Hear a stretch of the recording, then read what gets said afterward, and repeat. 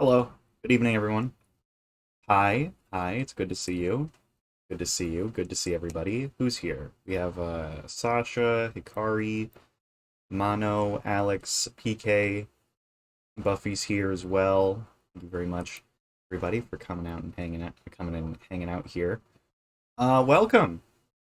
Tonight, we will be doing we'll be doing a deep dive, if you will.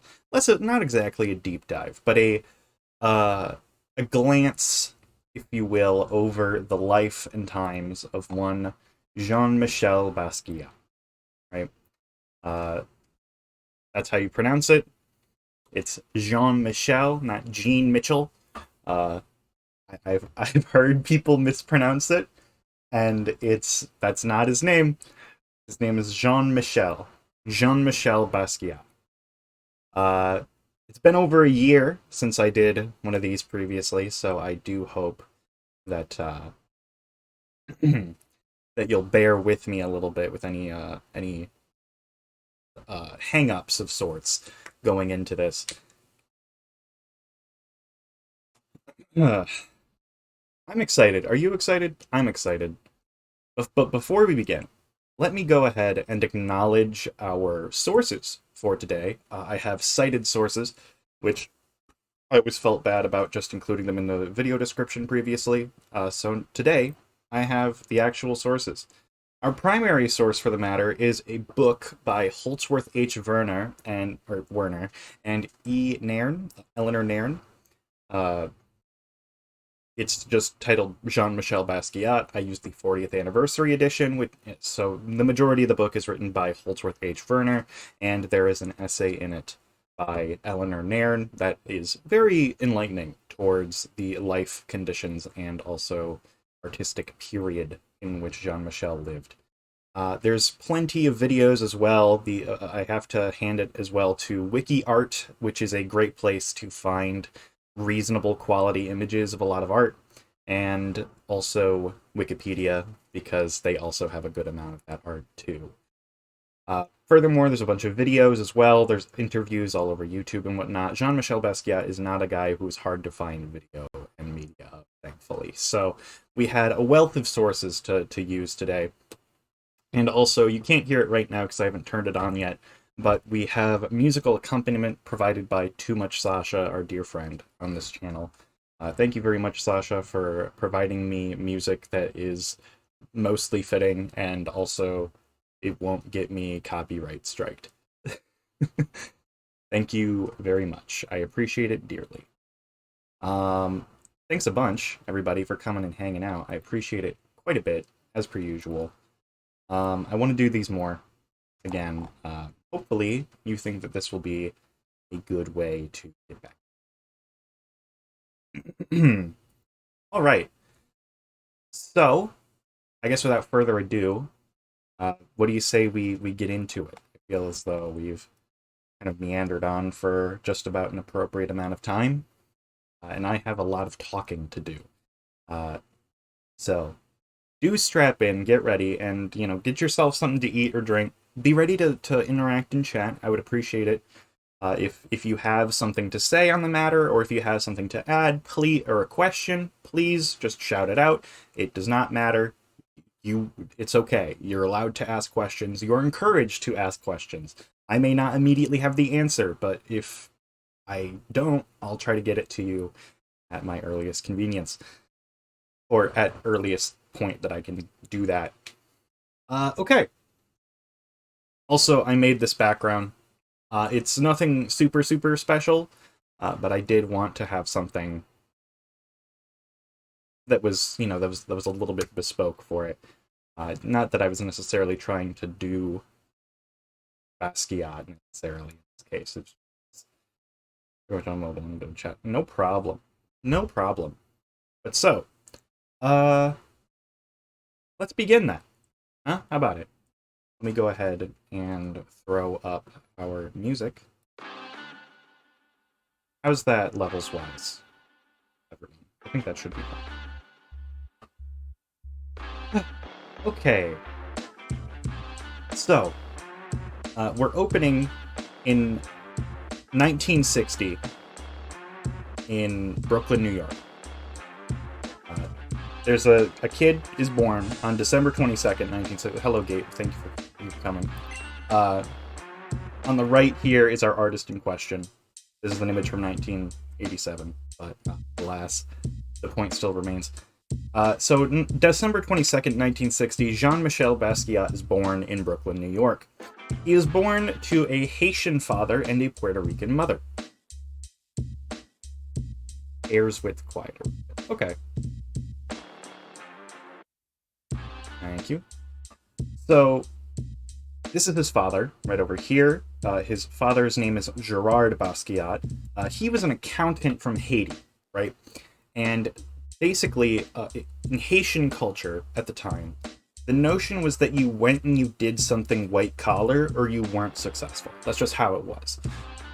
So his father came to America to become an accountant, and he was an accountant, granted.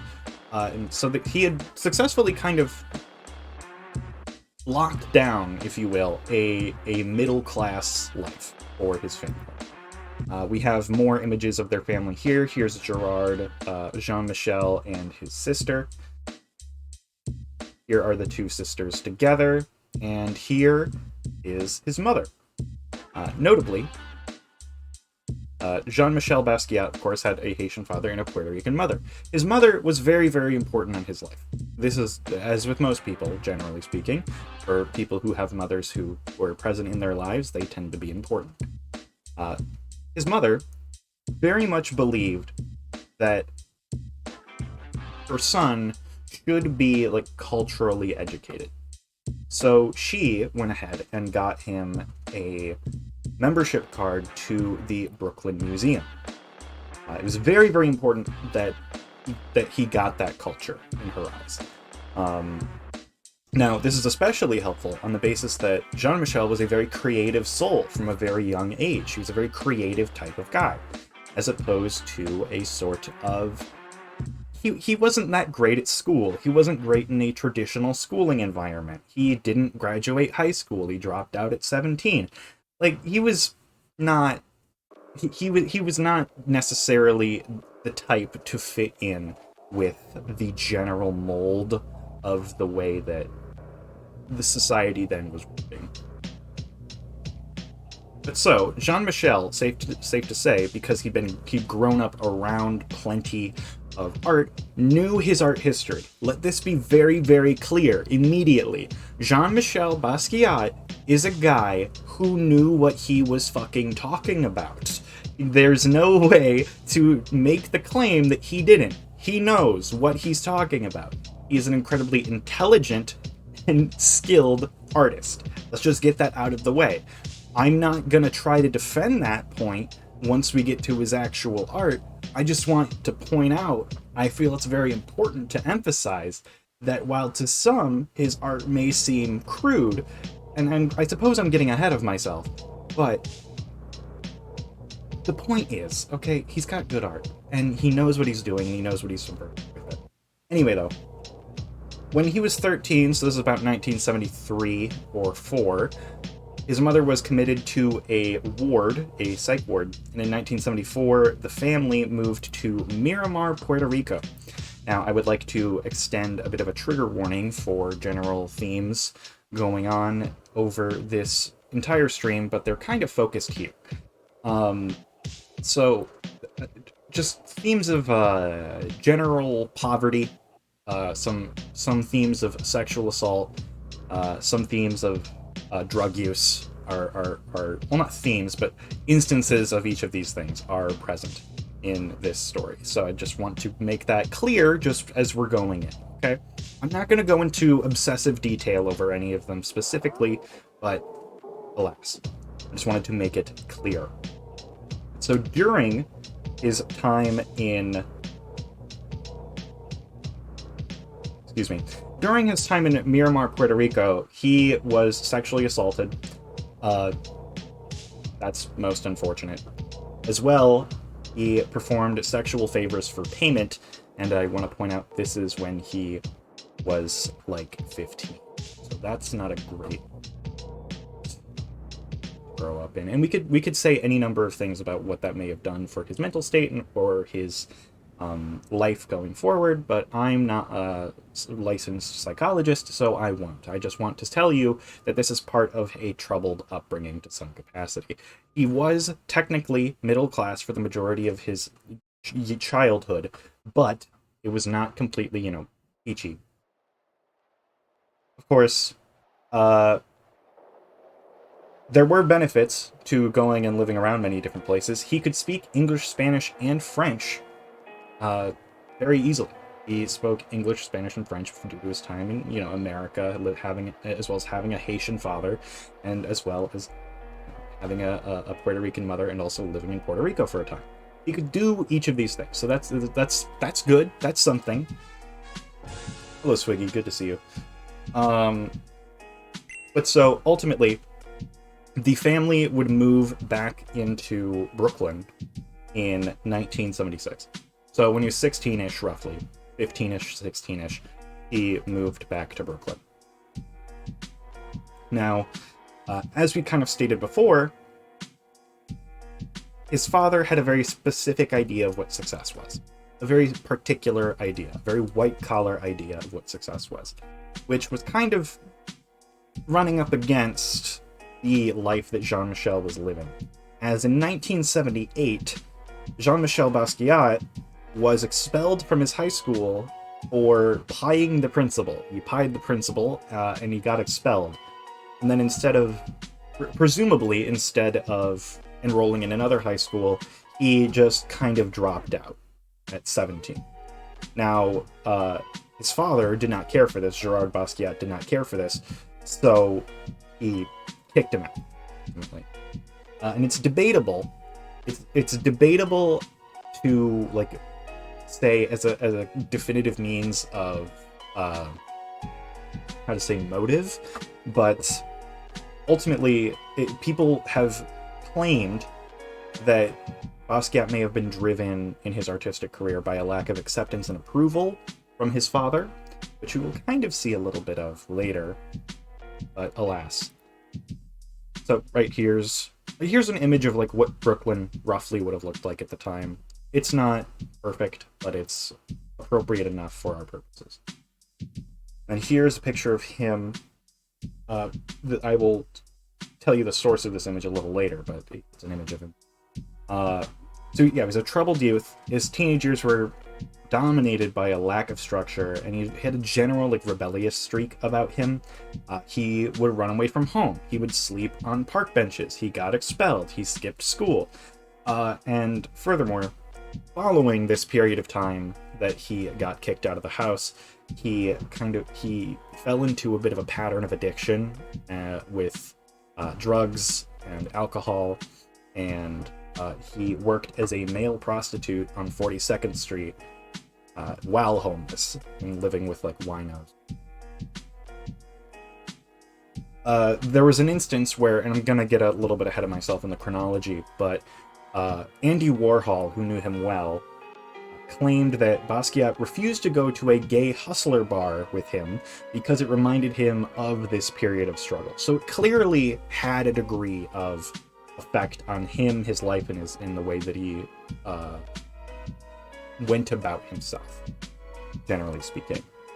Now, so I want to point out, there is something to say about the topic of his sexuality, and I know my audience, I'm not going to skirt around it, so let's address it really quickly, because it's not that important, because no one can really make a definitive statement, yes or no. He never, himself, stated that he was bisexual. Let that be clear. He never himself stated that he was bisexual. Friends of his claimed that he had sexual experiences with men. And a former girlfriend of his, Suzanne Malouk, described his sexual interest as not monochromatic. It did not rely on visual stimulation, such as a pretty girl. It was a very rich, multichromatic sexuality. He was attracted to people for all different reasons. He was attracted to intelligence more than anything, and to pain. That sounds like not straight to me, but that's not my call to make necessarily, especially considering I don't think it's necessarily that important for our story going forward. So we are going to leave that here. Do we have any questions before we move into our next section?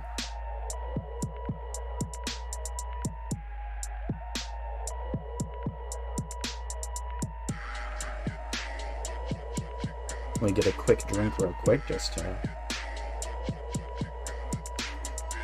Nope. Okay. I'll wait like another 15 or so. How did Andy meet him? That's something to bring up later. That's very important. So just hold that question. Hold that thought. Okay.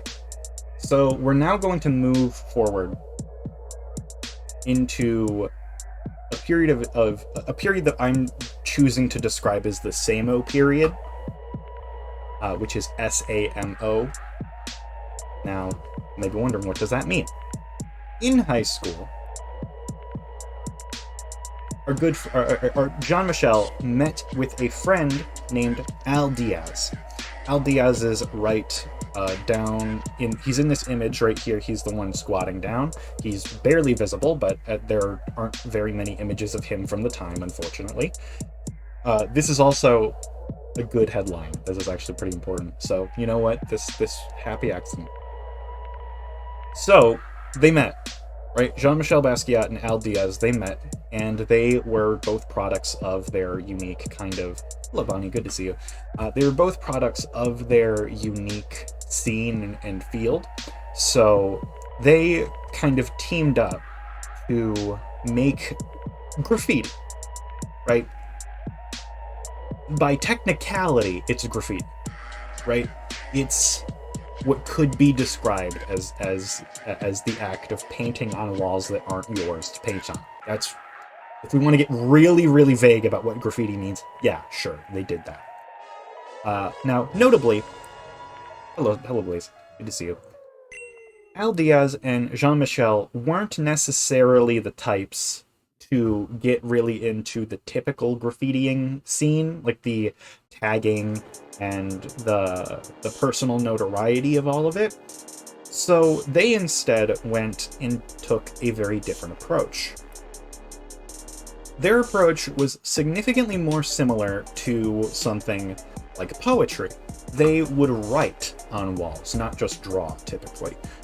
While they would typically be reasonably visually appealing in like their typeface and, you know, the way that they're just the actual visual quality of their tags, they didn't tend to immediately be like graffiti you'd see normally. You know what I mean?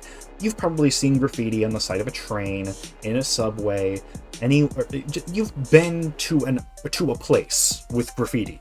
I'm sure you have. This is not that, right? It's not the same thing. So what this was a unique collaboration between the two called SAMO. And SAMO, spelled S-A-M-O, stands for same old shit, as in same old. Same old, same old. You say it quickly, it sounds like SAMO, right? Now, of course, what's unique about this is that it's a subversion of graffiti. It's intending to specifically be provocative. It's intending to kind of... It's making people ask questions. In a lot of ways, I don't want to say it's a little pretentious. I don't want to say it's like pretentious graffiti, because I don't think that's necessarily true. But it is the type of graffiti, a type of graffiti that was specifically kind of defined by the fact that they felt that it was super highbrow. You know what I mean? For example, you know, they mostly had various means of provocation. They would provoke responses from people. That's what SAMO was. For example, this one, SAMO does not cause cancer in laboratory animals. It's obviously a statement on animal testing and various different products. And people were asking constantly in newspapers, what is SAMO? Just like in this specific sort of headline right here. Excuse me, I forgot the word. Right? The general thought on it in New York at the time was, what the fuck is Samo? What is this? What are people doing? What's happening here? Who's doing it? And why? And Samo largely had that response because of the type of shit that they would put on walls. For example, Samo, for the so-called avant-garde, they even kind of recognized that they were doing something a little bit artsy, a little bit cutesy, right? These are all the questions all artists might be asked. But yeah, they were doing they were being vague in a way that was very smart. So here's another one, Samo for the so-called avant-garde, and you'll notice the copyright sign always after the term. And then here, keep this one in mind, this crown. This is another thing that they put very frequently as a tag of sorts. This will become important. This will become very important later on. So again, to summarize, Samo was not just tags, but they were messages. Here's another one, Samo as a conglomerate of dormant genius, but it's not spelled genius, it's not spelled genius like smart, genius is in like genealogy. What does that mean? Interesting. But yes, so ultimately their goal was to provoke and to have people ask what exactly they were doing, what they were trying to say, what they were doing, and who they were.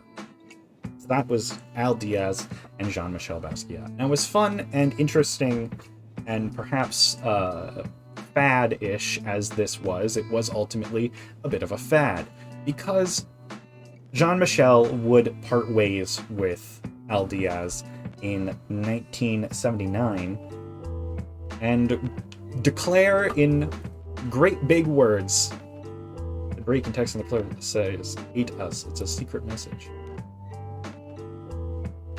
Okay. Maybe. That's an interesting point. I hadn't noticed that. Thank you, Mono. That's an interesting... I wonder what that could be. Because either it's like they just kind of ran out of room and then painted on that, but no, that does seem kind of particular, doesn't it? Bothering me. This is a little white thing I put up. But so, anyway. Good eye. Thank you very much. Of course, I wonder if the break was intentional. It could be. It could be intentional. The two of them were both very familiar with the way that, you know, their canvas would reflect on, like, how to use a canvas specifically, and whether it was a building or something otherwise. That's definitely a point to be made. But so in 1979, they began tagging Samo is dead around. And these became the new Samo tags, the last Samo tags, but Al Diaz would then revive the project much, much later, but just with him. So that's something. But, so, ultimately, in 1980, Jean-Michel Basquiat appeared on a public access cable TV show called TV Party, hosted by Glenn O'Brien, which I thought I had a note on this. Glenn O'Brien is a writer in his own right. He died in 2017. He was a reasonably influential figure, right? And the symbol beside the tank. That is nice, yeah? I like that. Went in this show called TV Party, right? And what he did was he declared that he was Samo, him and Al Diaz were Samo, and that kind of gave him a degree of celebrity within the city, right? People had been talking about this for a long time. People were doing all sorts of shit, or trying to figure out who exactly Samo was. So for him to come out and say that he was Samo was kind of a big deal. It gave him a good degree of notoriety. So, where is that going to bring him? And I would like to take a moment, while we have a moment to break, to run an ad really quickly, just because I don't want it to appear in the... Like, I don't want to have an ad show up in, just like, section. So do you guys mind if I do that really quickly? Let me know if you have any questions. Like we'll take this very brief break to run an ad. If you have any questions, put them in chat. I will answer them as soon as we get back, okay? But so, yes, ultimately, where's it going to go from here? Who knows? I don't know. I do know. But I'm not going to tell you yet. Anyway, I'll see you in a minute. For those of you who are subbed, you will stay here with me.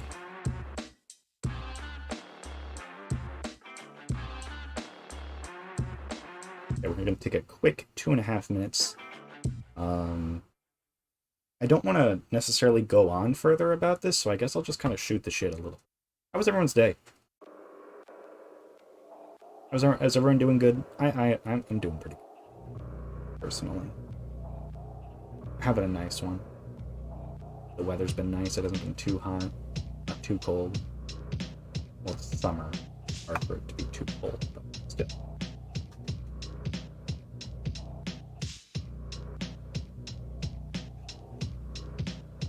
Vandalism more than true. That's debatable, but I guess I see where you're coming from. Let's look around the room a little.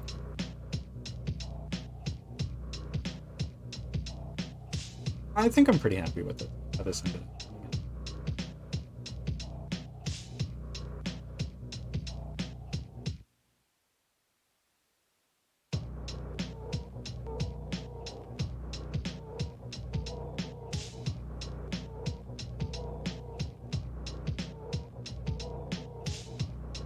You know what?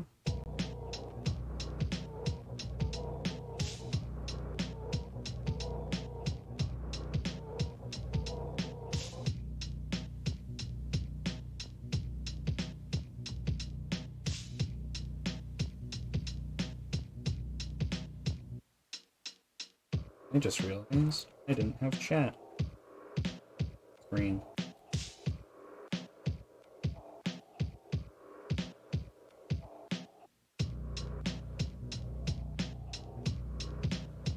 Where you go?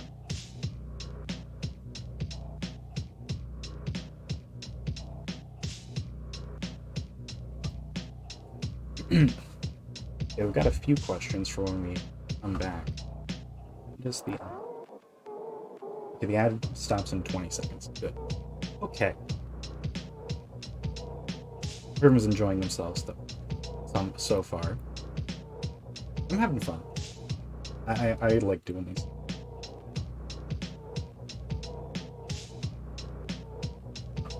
Let's get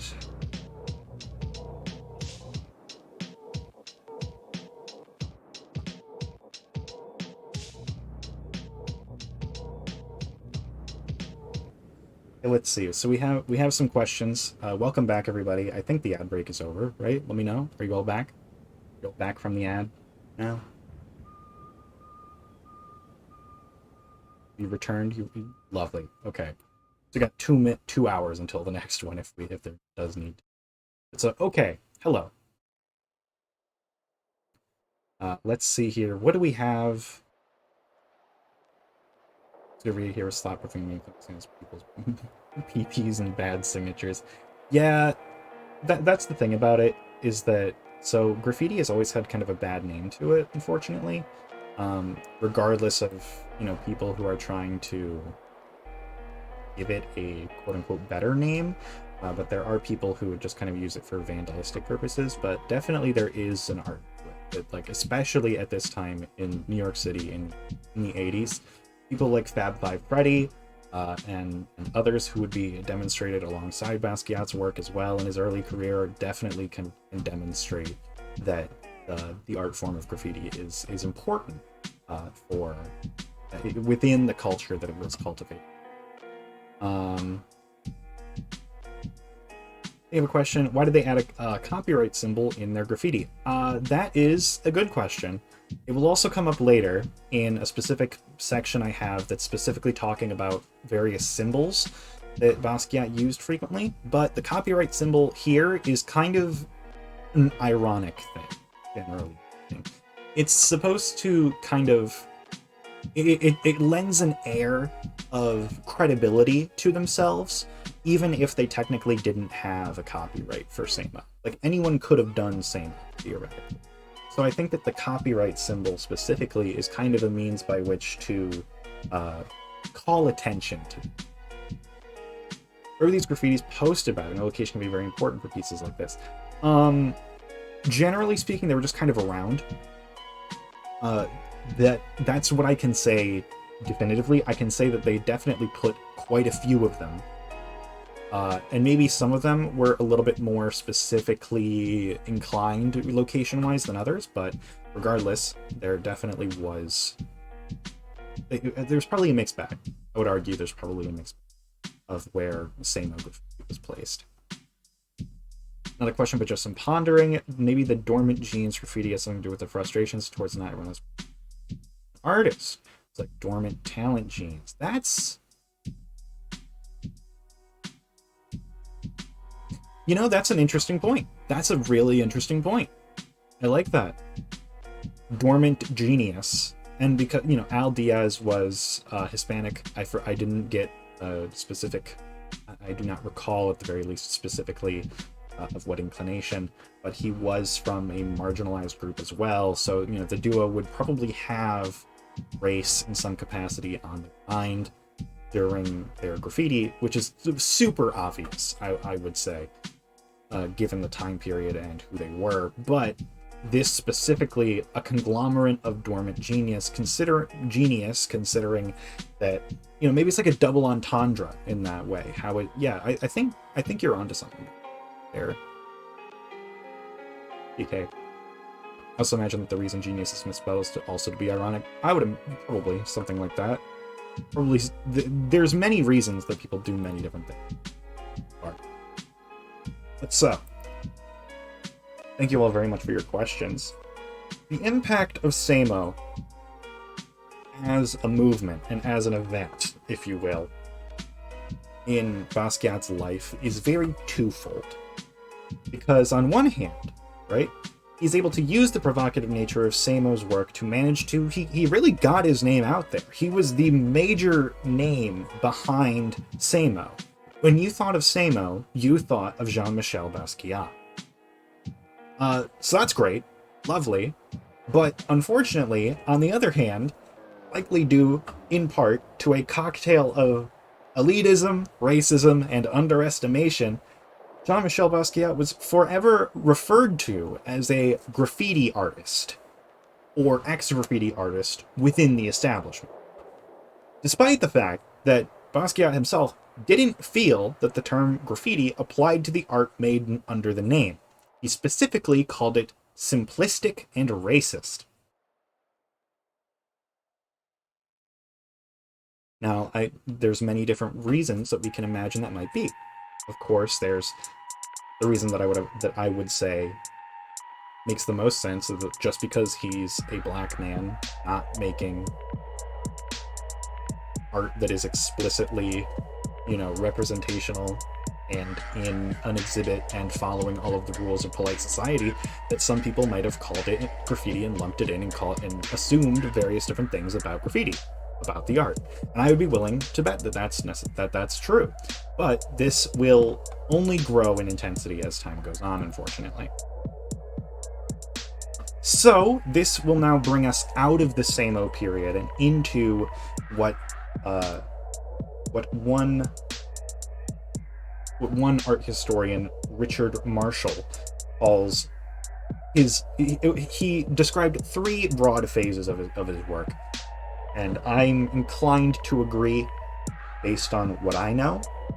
So this is going to be his early period, which will last from 1980 to 1982. I've decided to open most of these sections from here on with a little quote from him. "I don't think about art when I'm working. I try to think about life." Unquote. Thank you very much, Jean-Michel. So, Samo was over. Samo was dead. That's the whole thing. But it doesn't mean that he was done with his creative endeavors. Not even a little bit. Not even slightly. Like, you probably couldn't fucking pay the man to stop, right? It's just not true. It's just not possible.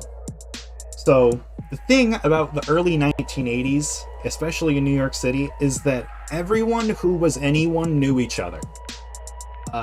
This is work by Keith Haring. Granted, it's from like 1989, I believe, but I just wanted to show it because you've probably seen this image before.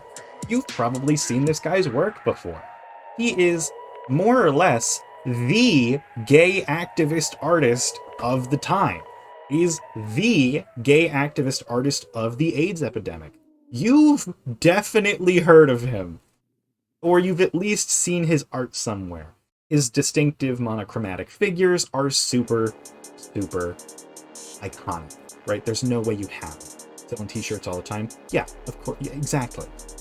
You've seen Keith Haring. Keith Haring and Jean-Michel Basquiat were close friends.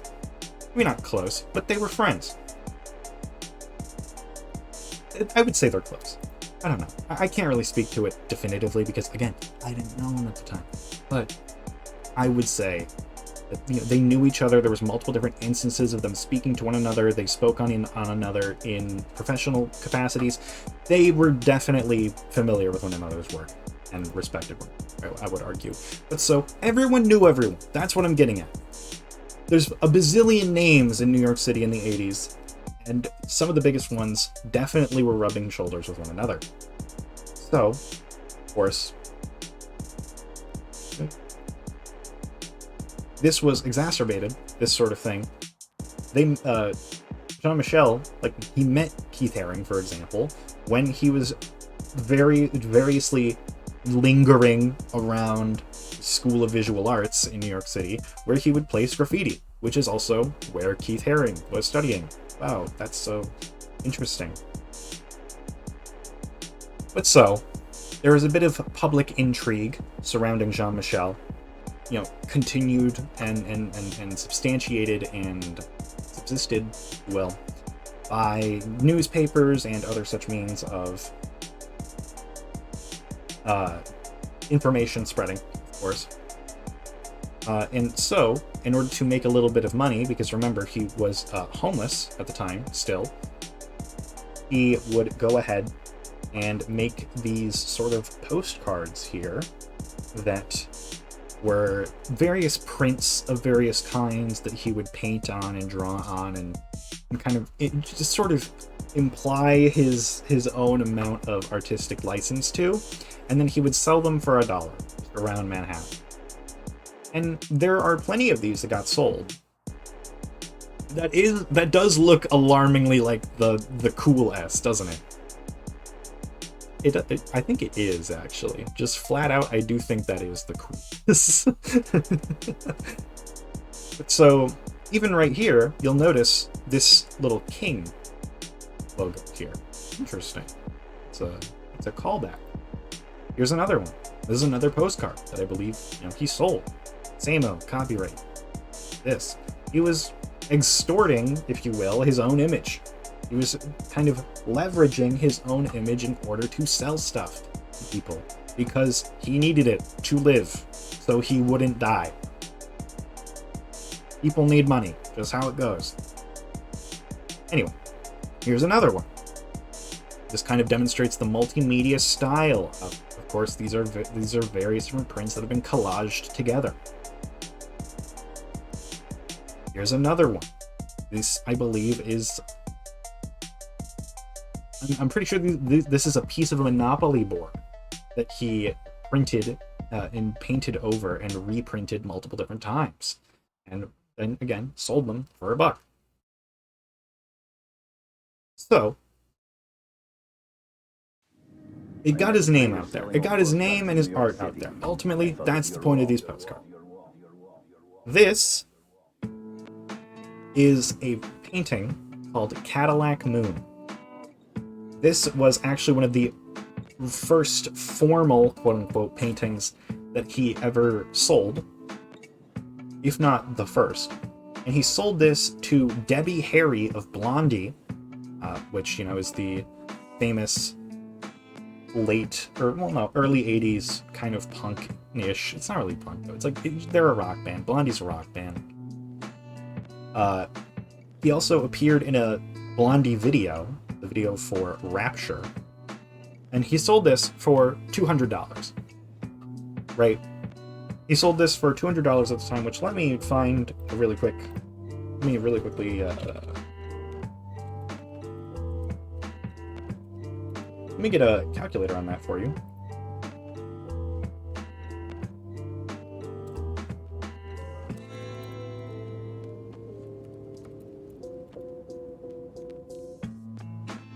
Let's see. So we want 1980. That was one way or another. Yep, that's the one.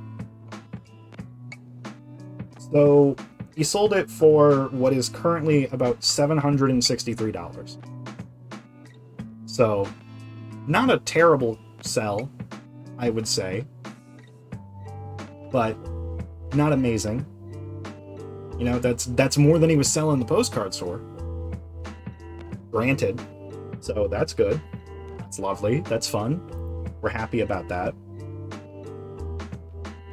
Additionally, in 1980, he also starred in a film of sorts called Downtown 81, which I have an image of it right here. This is a more modernized image of it, of course. Actually, I think that this is... You know what? I think I've been fooled with this one. I think I've been fooled with this image. Because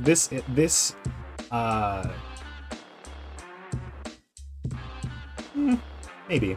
I think that this might be a later on release of something here. Anyway, though, the movie never got released until 2000. And I think there might have been some sort of remake or whatnot of it. But basically, what Downtown 81 was a sort of observational film that kind of took Basquiat's life. They just kind of followed him around with a camera, more or less. And then they recorded him, and then they cut it into a story. It's neat, and it's an interesting point to look back on. But the film is very, very explicitly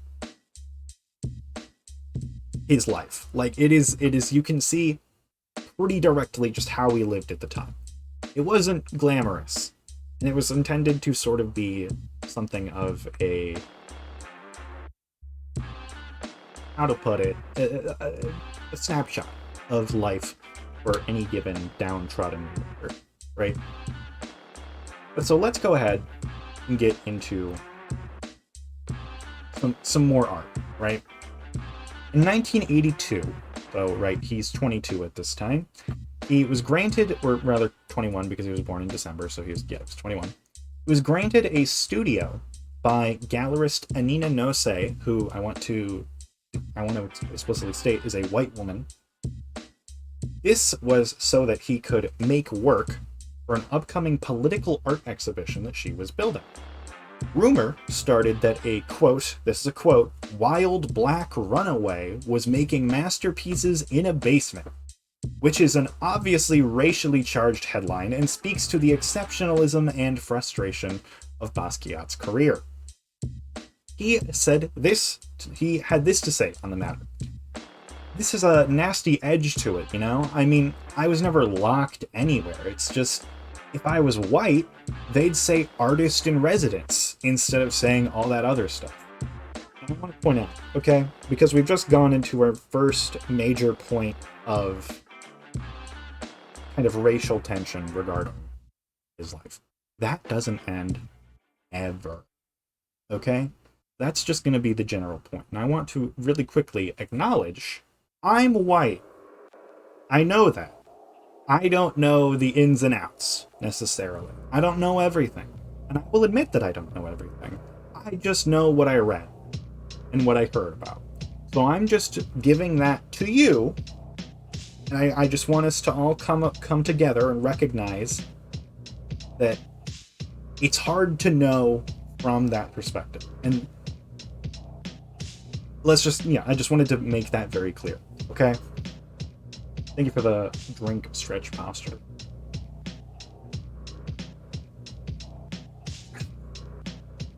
So, This right here is a painting of his from 1982. This is going to be the first one that we really, really look at. This is called Obnoxious Liberals. And I want to point out he wasn't necessarily like a conservative in our modern sense necessarily, but he did find annoyance with some people who weren't actually pushing the status of any given marginalized group of people forward. So, what do we see? Let's go in. Just what do we see? Start pointing out things, because the really I could tell you what you should be looking at in this, but I don't think that's necessarily helpful immediately. What do you see? What do you think is happening here?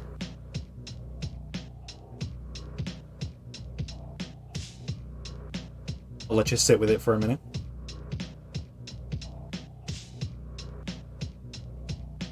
I just want you to get familiar with the compositional style, the various different themes, and the very specific symbols that he's placing into this image currently. Right? It's of course politically charged. He has plenty of words presented throughout the piece. There are people who don't entirely look like people, but it's, they look like people enough in order to evoke a message about it. There is a man who is colored entirely in black. There is a man who looks a little bit like a founding father of sorts, and or a businessman of some variety. He seems to be holding a bunch of arrows. There is a guy with money on his shirt. There is a guy who says, "Not for sale." This man, colored entirely in black, is seemingly chained to a shower curtain, I think. What does it all mean? Who knows? And of course, we've seen asbestos. Asbestos it shows up a lot. I don't have a hard and fast answer as to what I think asbestos means to Jean-Michel, but I would be willing to bet that its popularity as a building material is being referenced from the time.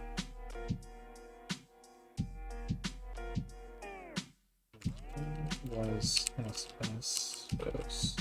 I'm just going to look something up really quickly just to fact check.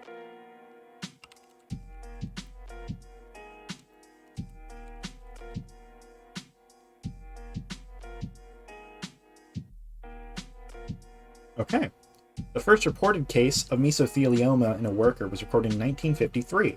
Major study in 1955 linked asbestos exposure with cancer, making it a carcinogen. That's from mesotheliomahub.com. And apparently from scdhec.gov, they claim that it's not until the early 70s when studies began to show adverse health effects related to asbestos-containing materials. And of course, this is 12 years later. So, shout out Mesothelioma Hub, baby. Let's go. Shout out. But so, let's point out, of course, I am willing to believe that asbestos' popularity as a excuse me, as a building material calls to its metaphorical sense of being representative of a world built on harm. It's a world made to kill. And asbestos was cycled out of many people's homes who were very rich quickly, but those who weren't still to breathe it in. I think that could certainly be something to bring up, considering that asbestos here is labeled above this fellow who appears to be in bondage. I think Samson here is chained to the pillars and he pulls down in the Bible. True. Yes, absolutely. This certainly is a call to Samson of the Bible. 1000%. And I can say that not only because it's Samson and there's chains, but also because religious imagery appears frequently in Basquiat's work. But so now that I've appropriately sort of familiarized you with his work, let's go ahead and move forward, okay? Are we all good with that? So earlier, Swiggy asked, when exactly did Andy Warhol and Jean-Michel meet? And that was when Basquiat was selling these cards. This was in 1982. He sold Andy Warhol in a restaurant a card named Stupid Games, Bad Ideas. This is what it was. And I'm just going to take a quick moment. I'm going to break chronology for a minute. There is a Andy Warhol x Jean-Michel Basquiat NFT line called Stupid Games, Bad Ideas. And let me tell you, my blood boiled when I saw that. Oh God, that makes me so angry. It makes me so mad. The notion of that makes me so unbelievably mad. To take a... if I go into it, we're not stopping. So I'm going to cut myself off there. There's an NFT line of them, and that pisses me off. That's where I'm going to leave it for now, and maybe we'll get back to it later. Yep. So we're going to break from chronology again. It's time to talk about how he tended to work. I'm going to show you a collection of art. This isn't necessarily from 1982. This is going to span the entirety of his career. And it is going to kind of tell you a few things about him and how he worked and his creative process. Okay? So, what's immediately obvious above Basquiat's work is that not all of them are made on actual canvas, right? We saw that with his career in Samo, right?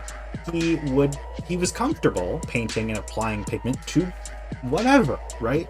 He was a big fan of it. He liked just throwing color up. It was fun. And it is fun. And it's interesting to him. And it's what really sets him apart at the time. Let me go ahead and show you this right here. This is a refrigerator. This piece is untitled, parentheses, refrigerator from 1981. There's a very unique effect to this. There's a very practical benefit, of course, in that it's a lot easier to find junk in New York City than to buy canvas, which it's very, very practical in that regard. If you're spending your money on paint, you don't want to buy canvas. So paint on a refrigerator. Why not? But additionally, I feel, and Jean-Michel felt, that the best way to kind of call to the commentary, news, concepts, and ideas of the city was to make the art out of the city itself. So he would often do this with various discarded palettes, refrigerators, other such items, right?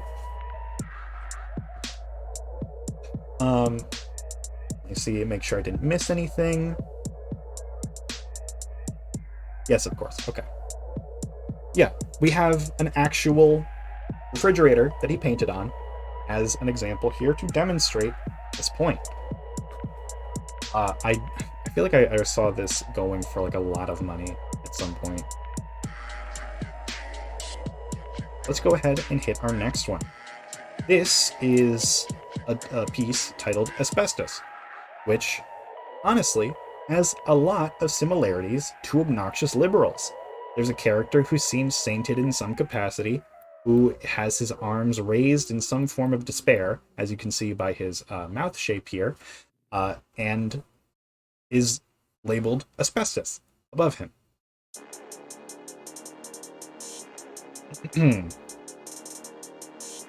Cool.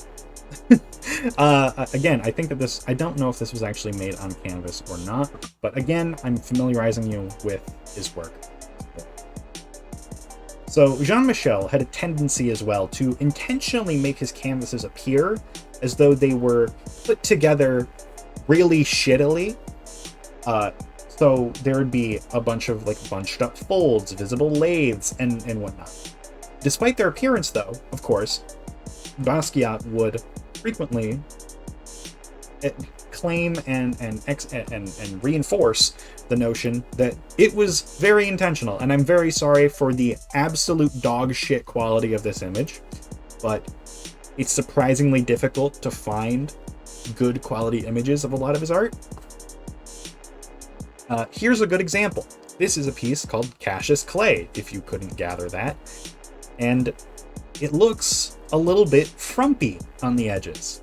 This is because it's not necessarily stapled, quote unquote, correctly.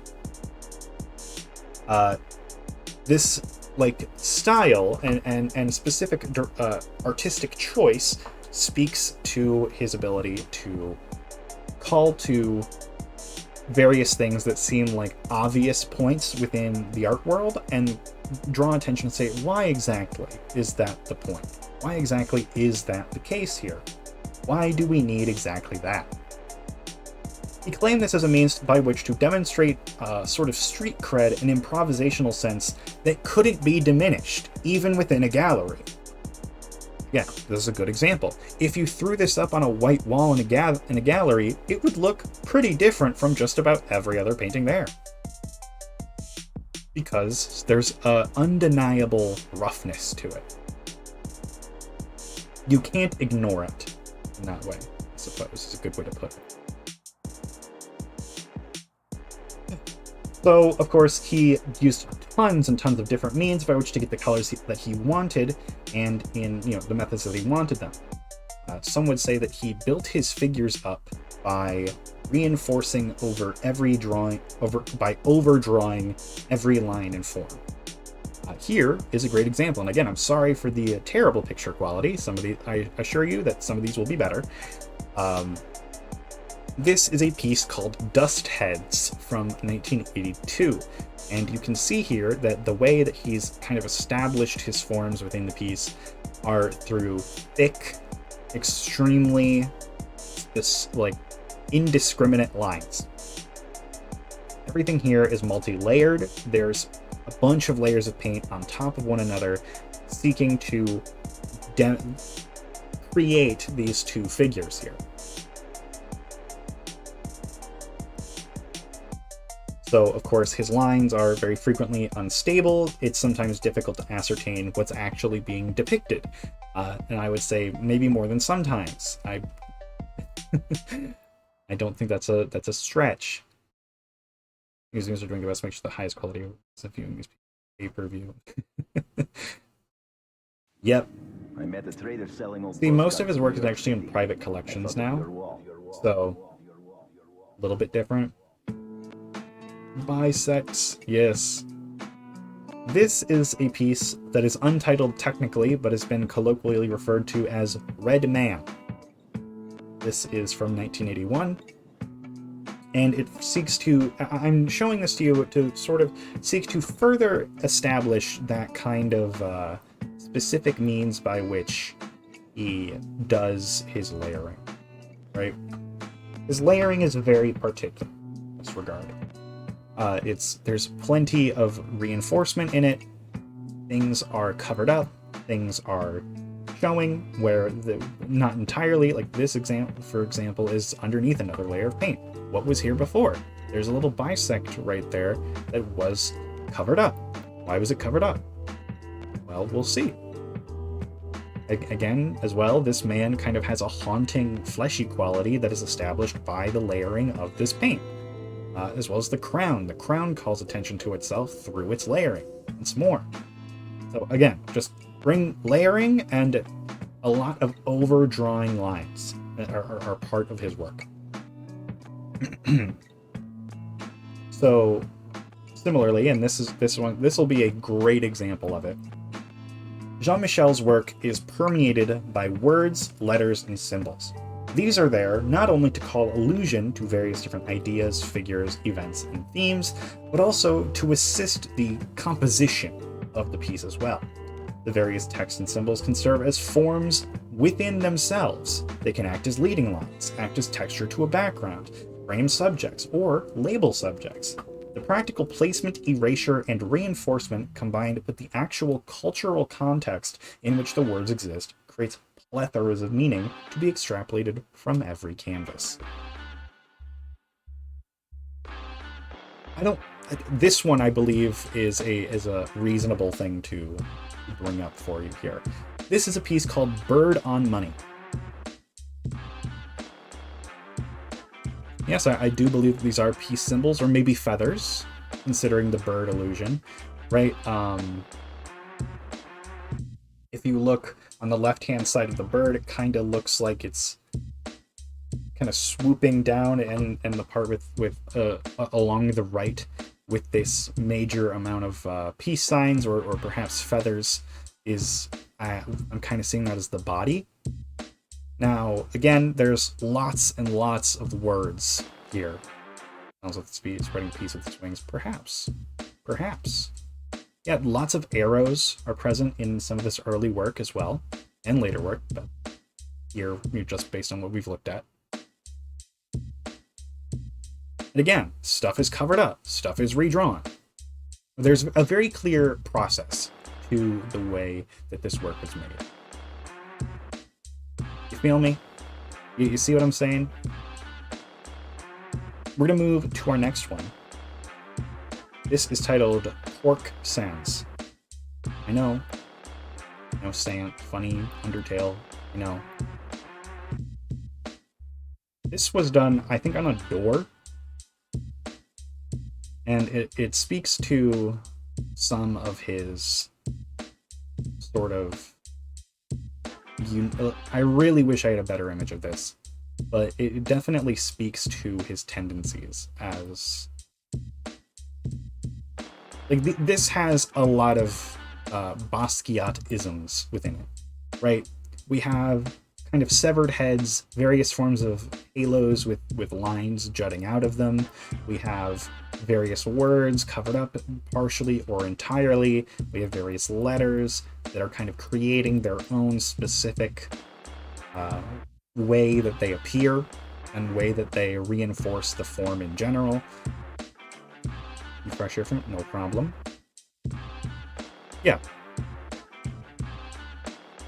I'm gonna be honest, and I really wish I didn't have to come to this conclusion, but I think it's alarmingly difficult to actually try to find an explicit amount of meaning within the cursory glances that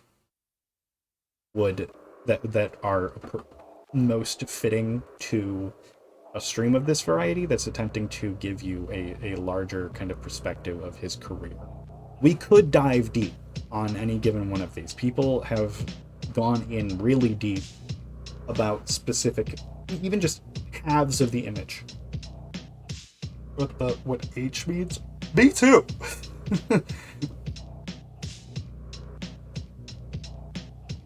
Me too. So, and this is going to call back to Basquiat's know-how of the art world in general, but he is well known for using a style or a technique of sorts known as pentimento, which is an old Renaissance technique involving scraping layers of paint off the canvas after it's been placed and dried, and then it removes part of the mark. It doesn't remove it entirely, but it removes part of the mark, and it's a very common technique in his work. He had this to say regarding it: I crossed out words so you would see them more. The fact that they're crossed out makes you want to read them. Which, it's interesting that he says, it's not even necessarily interesting that he says that, because, yeah, duh, that's what he's doing. That's obviously the point. But, for example, pork is really easy to see here. But we're going to zoom in even further. What's going on here? Why is this hidden? What is this? There's like a little bush of sorts. What are these towers here? Interesting. They look like electrical towers in some capacity. Is there a degree of sacrificialness or sacrificial theming to this? I don't know. Or there could be. But so, again, his work has countless layers. They're constantly overlapping, peeking through, overlaying one another, and his unique approach to the placement of paint in an erratic, seemingly random fashion provides Basquiat's work an instantly recognizable narrative beyond the subject matter at hand. Every piece he created can be inspected to determine how the paintings themselves were made. Some of them, if you look closely, have foot and shoe prints on the canvases, tea stains, or even just the wearing of the material in general. And as a result of the life of the artist, the art became directly involved and somewhat emblematic of that life. We're going to move to one of his more famous pieces right now. This is Untitled Skull from 1981. You may recognize this in some capacity, but we're going, this is an excellent way to demonstrate that sort of layering effect that he has. Within this skull, there's countless specific things and specific details. In some ways, the skull feels like a map to me. It feels the same way that metropolitan centers have their maps set up. Subway station maps, or perhaps even an apartment building kind of has this sort of geometrical way of demonstrating itself. He builds his forms out of countless other forms, such that in a lot of ways there's a kind of gestalt quality to a lot of his work, where you could say that, oh, he drew a bunch of stuff and then, covered it up, but it's building into this larger image, which is of this skull, right? I'm gonna zoom the image out. That's a skull. Okay. We're gonna zoom the image in and kind of obscure a little bit of it. What's going on here? What is that? Is that a spine inside in there? Interesting. What's this? What's this kind of thingy going on right here? Is that teeth? Is that corn? Is that teeth? We don't know. And then, of course, you back up from it again and you realize, oh, this is a skull. His work is more than the sum of its parts in a lot of ways, which, granted, if we look at a lot of art objectively, right, we look at the messages within that, the paint doesn't inherently have the message within it, right? That's just the gestalt nature of art. But I want to point to Basquiat's work as a collection of images creating another image, excuse me. I see fences and stitches. Yeah, definitely. I can totally agree. I can totally see that. I can totally agree with that. I wonder what was on his mind. I wonder what he was thinking about when he made this. Interesting. Yeah, Swiggy said, I've probably seen this on a shirt. You probably have. This next one is called Julius, well, it's untitled as well, but this is untitled and has been called Julius Caesar on Gold. Yet again, that same sort of thing. Now, of course, we can gather from a little bit of information. Now, of course, Basquiat knew his history, not only his art history, but his history in general. And we can gather maybe this sort of armor style, these circles around the chest here. I realize I'm using my mouse to kind of like go over things, but you can't see it. But so let me.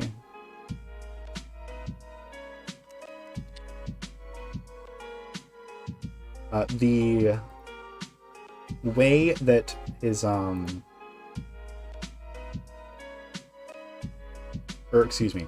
way that this armor is kind of being postured reminds me of the Roman tradition of armor, right? The Roman kind of the way that they would make armor and the idealized perspective of that. So, of course, that leads the viewer in some capacity to believe, oh, maybe it's Julius Caesar, right? We can see right here, that sort of thing. as well here. Like there's some bulk, as well as this crown right here, which I've attempted to call your attention to the fact that crowns are a very important part of Basquiat's work. Like you will see them very frequently. If I went back even 2 pieces, you would probably see a crown eventually, somewhere buried in there. Of course, there's a sword, demonstrating violence of some capacity. This maybe is a key, perhaps. Now, what does that mean? I don't exactly know. But what I do know is that there's a whole other painting seemingly underneath, right? And what I'm choosing to believe that this painting is, and what I believe it means, is that Julius Caesar was, of course, he was certainly a notable figure in history, but some would be willing to call him a conqueror. Some would be willing to call him a early bastion of the notion of white superiority, right? Some people would be some people are really weird about Rome and how they talk about history, right? Julius Caesar is one of those guys. People who are really weird about Rome talk about a lot. Okay? And in my opinion, this gold that surrounds him is somewhat emblematic of a flattening of the world's experiences into something a lot more uniform and a lot more consistent with his own image. Julius Caesar was many things, but he was obviously the Emperor of Rome, which is a conquering empire. I would be willing to bet that this is something to do with the message of this piece. Or at least, that's how I'm reading. You're allowed to read it however you want, and I'm not going to discourage you from it whatsoever. Because they're extremely dense works, a lot of the Basquiats, right? You can read it however you wish, which is lovely about it. Like, more so than even a lot of other art. Let's move to the next. This is a painting with a few names. It's called, I've heard it called Peso Netto. I've heard it called Net Weight, and I've also heard it called Crowns. But, of course, it says Peso Netto in the bottom, which I might be an idiot. I believe that just means net weight in Spanish. See Bart's. It does a little bit look like Bart. Or like up here, it kind of looks a little bit like him, I suppose.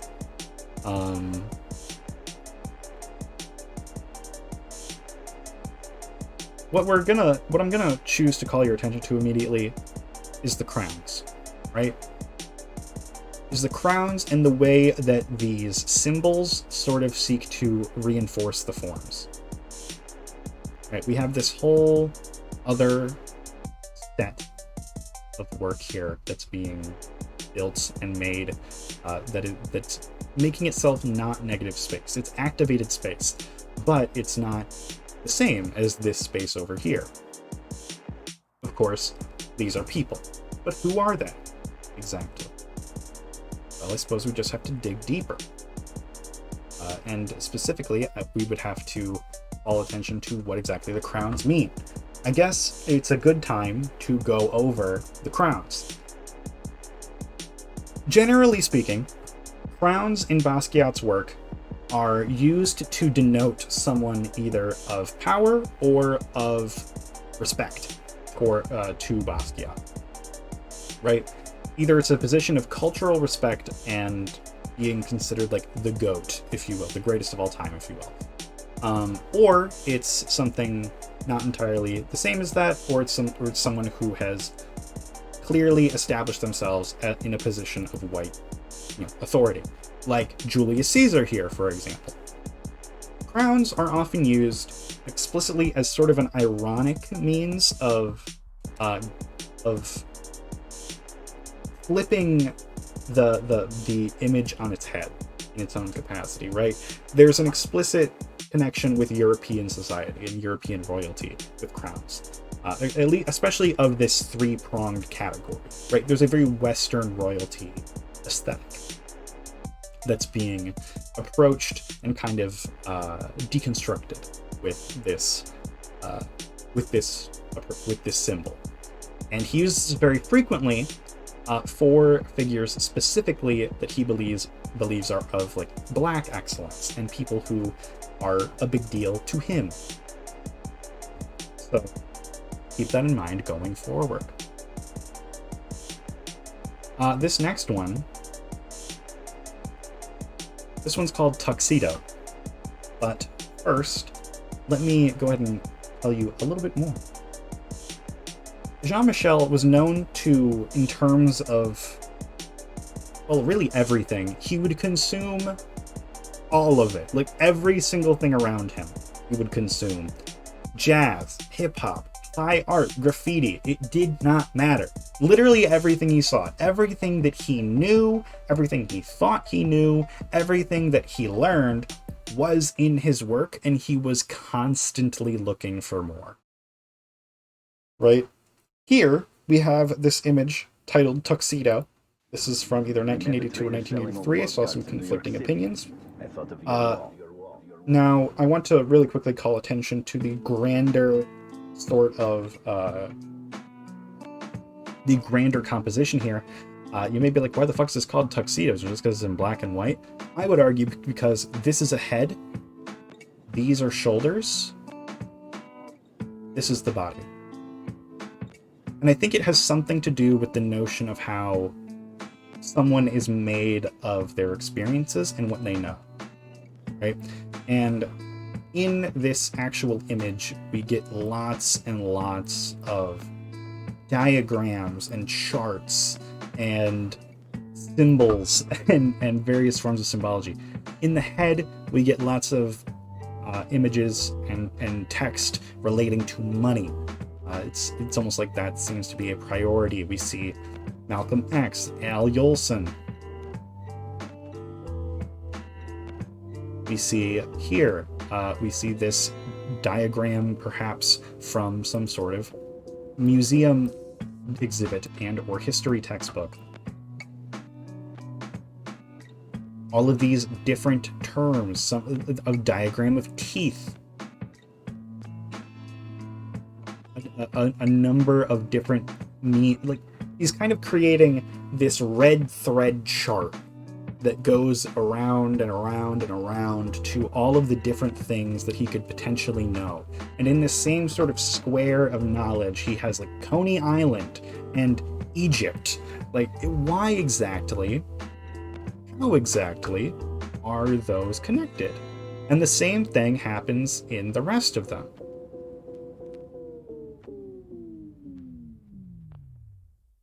And as they go down, there's even further sort of corruption within these forms themselves as well. There's a degree of maybe priority that's being demonstrated here. We have a crown right here, above the word mass slums. The word plaid is said about some odd 40 times right here. There's a ladder, or rather, okay, train tracks. He explicitly says it's train tracks, actually. Excuse me.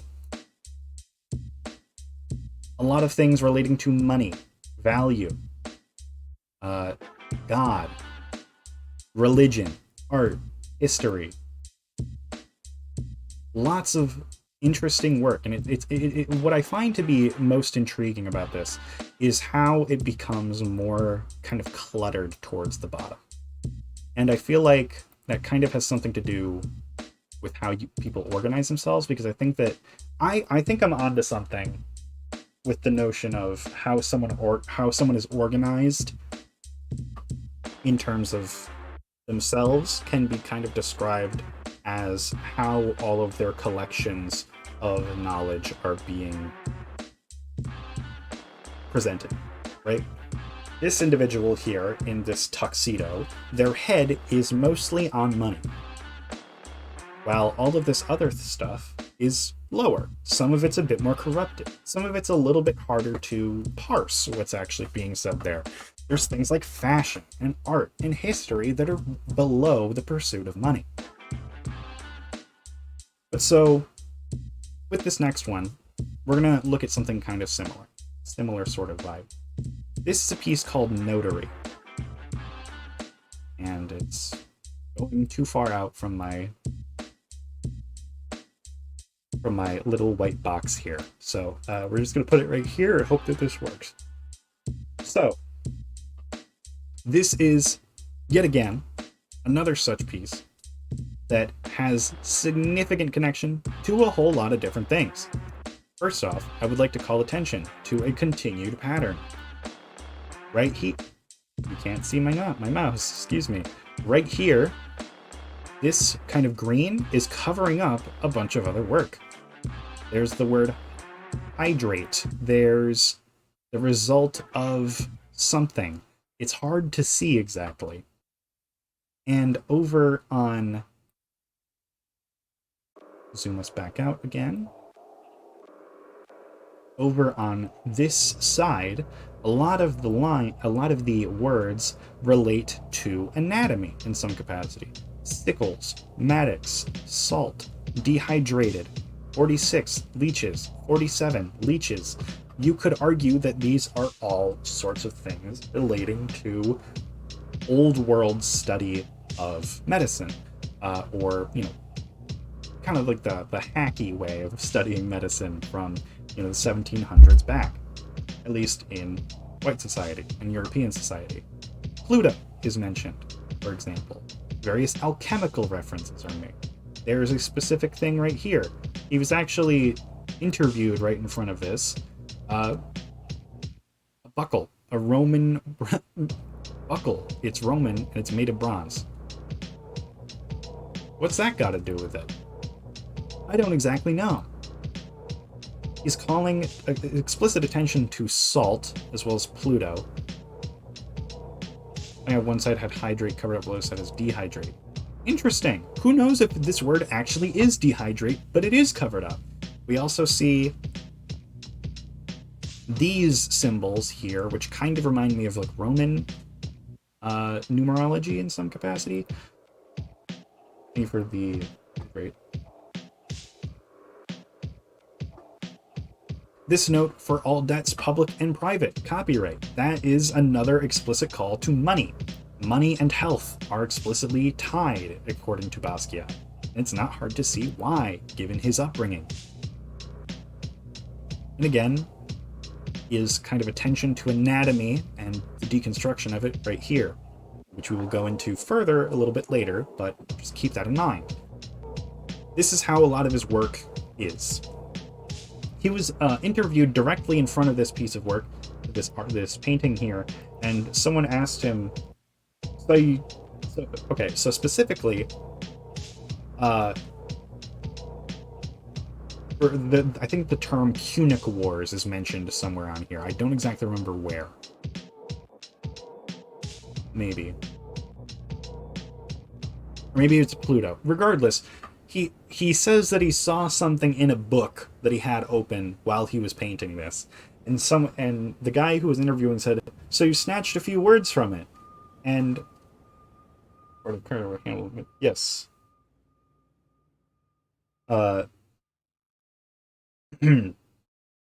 Excuse me. What was I saying? The interview. So he was asked, "So you took a few words from it? You snatched a few words from it?" Basquiat responded, "Not snatched them, they caught my eye and I took them." Which is a lovely approach to art, in my opinion.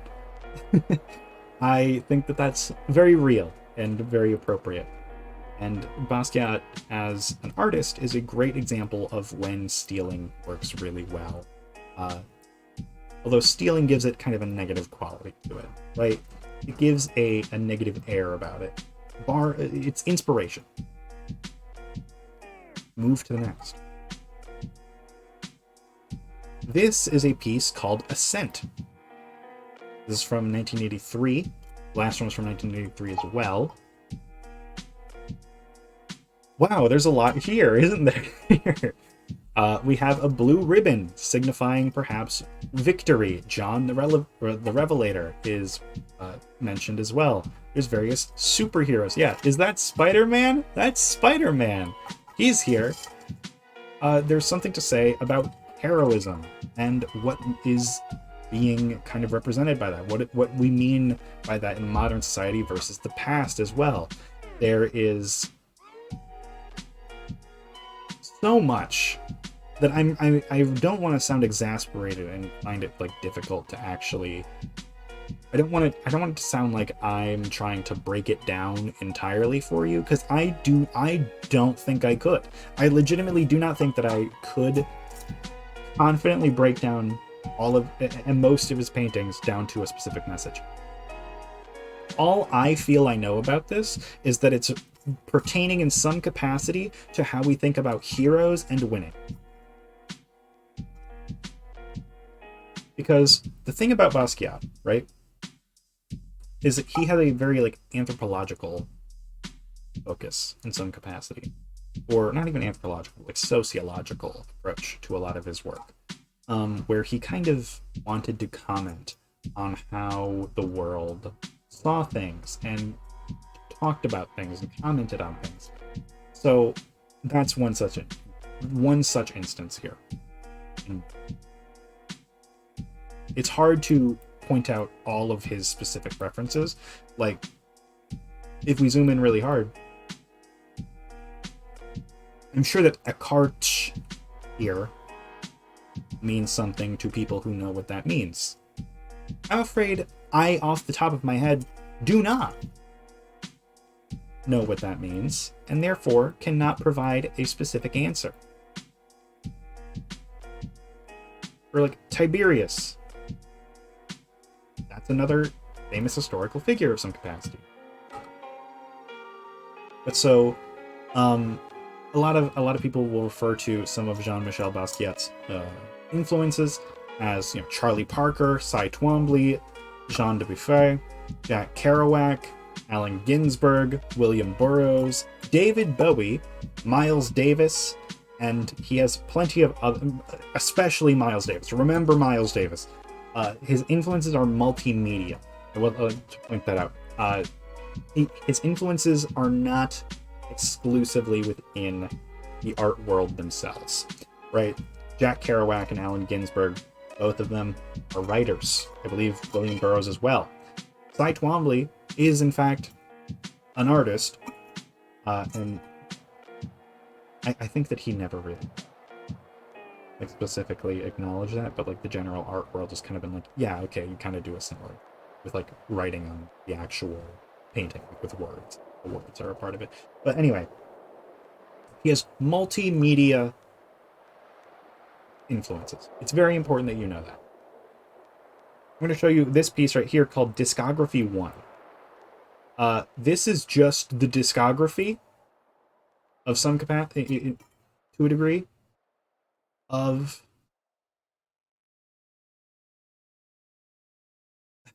a Miles Davis record. He just wrote it down. And I don't want to say just, because that's a diminishing thing to say, but he clearly was influenced by a specific album by Miles Davis. Right? We can agree to that. He's released work like this plenty of times, wherein Miles Davis's career and Miles Davis himself is explicitly like mentioned or depicted. This will be a common theme. Keep this in mind. This one right here, again, sorry for shitty quality. This is called a panel of experts. And we'll be getting that to a second. But I want to tell you a little bit more stuff. At one point in time, in an interview, in I think 85, Basquiat was at, not 85, I think it was 86. In 86, Basquiat was asked to describe, and he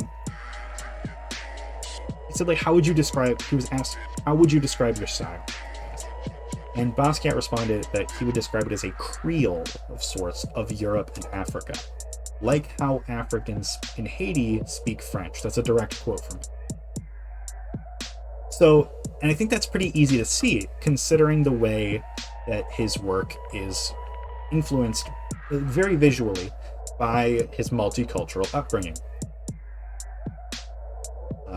To assist and inspire his tendency to sample from other art, he worked in a, which we can see, of course, with ear notary, where he would just kind of write stuff down from other different points. Like, presumably, this stuff on the right is from an anatomy book of some variety.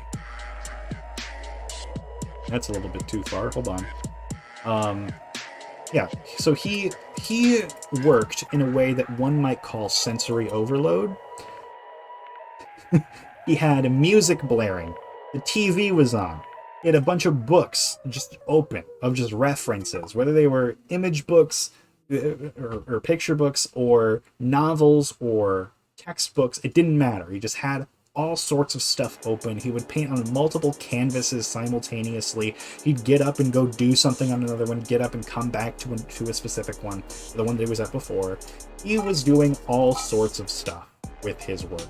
And it was very clear that this process had a mental effect on the work.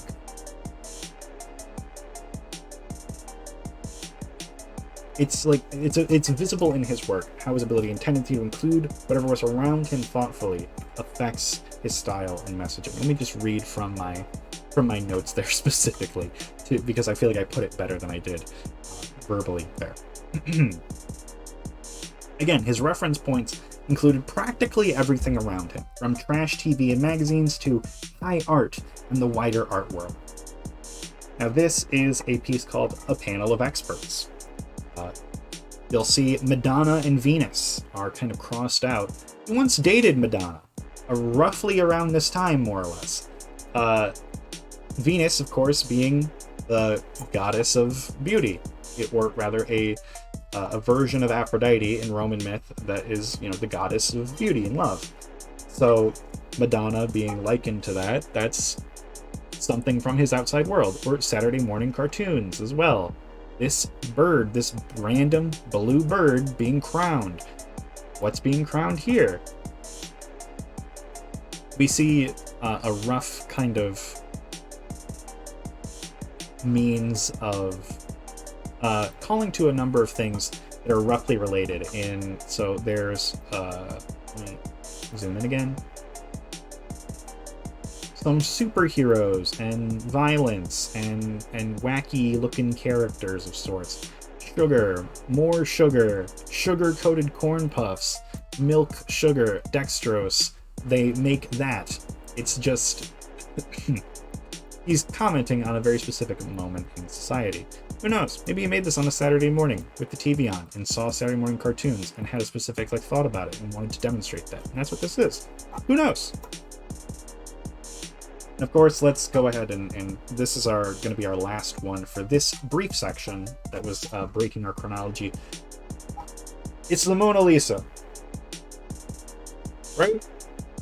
That's what it is. Looks as beautiful as the last time I saw her.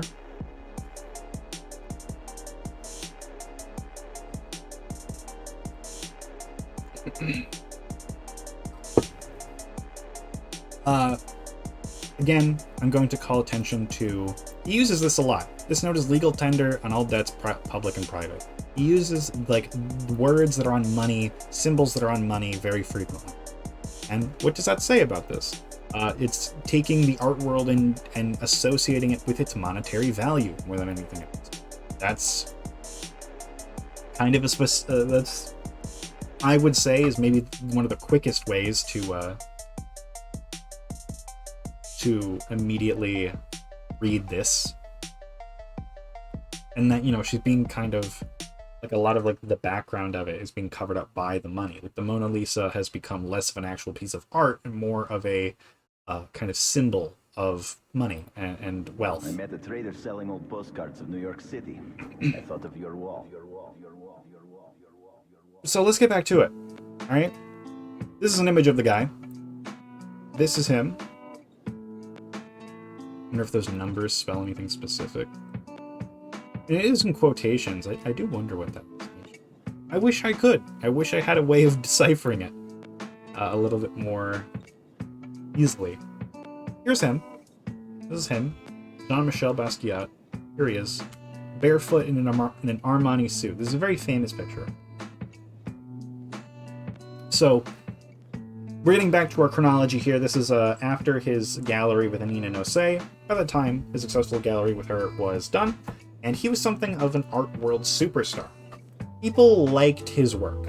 It wasn't that he was being shunned completely, but he wasn't accepted the same way that his white contemporaries were within the scene. His past kinda followed him around. That makes sense. His image is a young black man who was unashamed of his heritage and where he came from, openly sporting dreadlocks. Not to be like serial. That would make sense.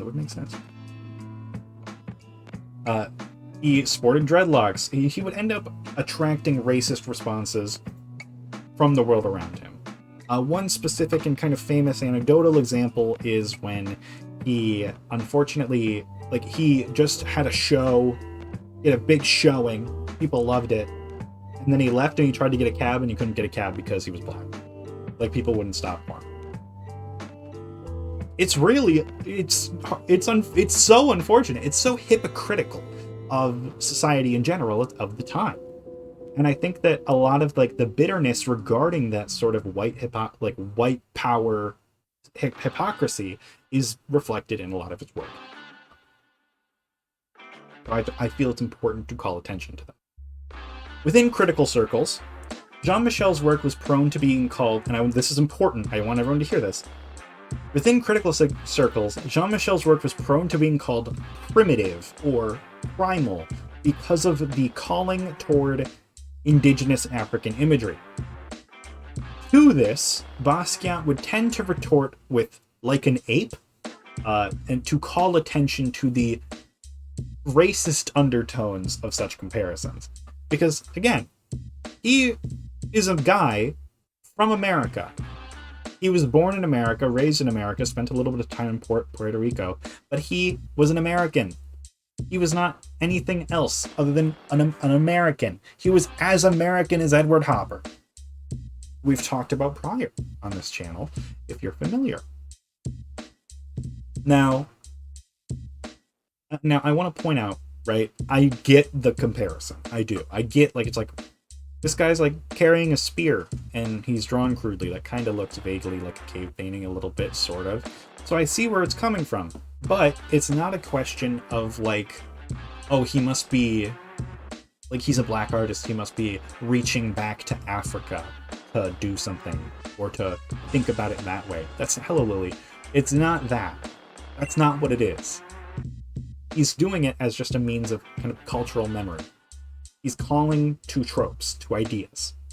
He's an American artist, not just a black artist, not an African American artist. He's an American artist, and he would be very, very particular, kind of, about that.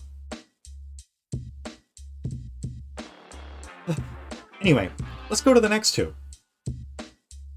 This is a piece called Loin. And this is where I kind of want to bring up a bit of a specific thing. He has a certain degree of obsession. Not obsession, but he has a degree of consistency with anatomy. Bones, blood, meat. They all kind of end up being frequent things within his work. Of course, we have this star between the horns here. This cow's skin, I believe this is a cow, is being kind of stripped from it in order to show this sort of anatomical, butchery kind of diagram that just exists within it. And I think I believe that this has something to say, more or less, regarding the way that that the meat industry consolidates its power, right? Additionally, this crown right here is positioned above the ass of the cow.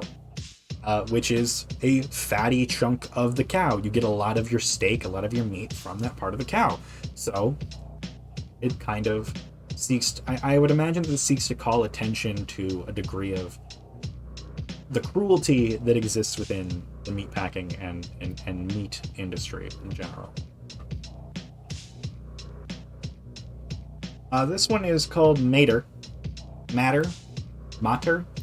Not quite sure. It's Mater. This is... See, I'm going to choose to see this as a face right here. I don't think this is technically nudity. But, like, we can all agree that this isn't, like, nudity. Right? Like, we can all agree. Even if it was. We can all kind of get on board with that. This one I'm again bringing up to demonstrate the layering and way that forms are being established through a consistent face and an antenna. Hello, Ray.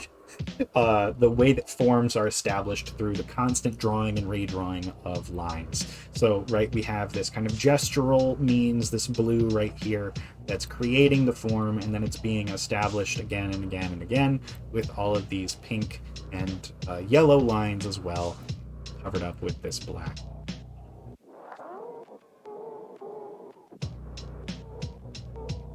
So Jean-Michel Basquiat did not leave home and never return.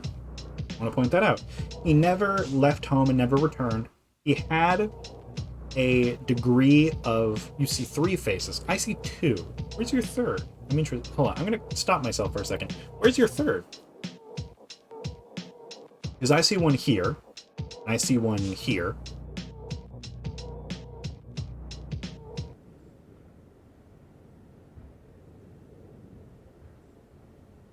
I see where you might. Maybe. Interesting.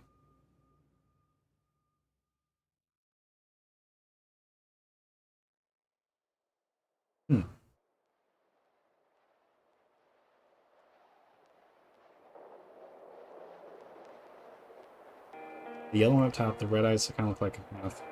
Eyes, no mouth, and scribbles.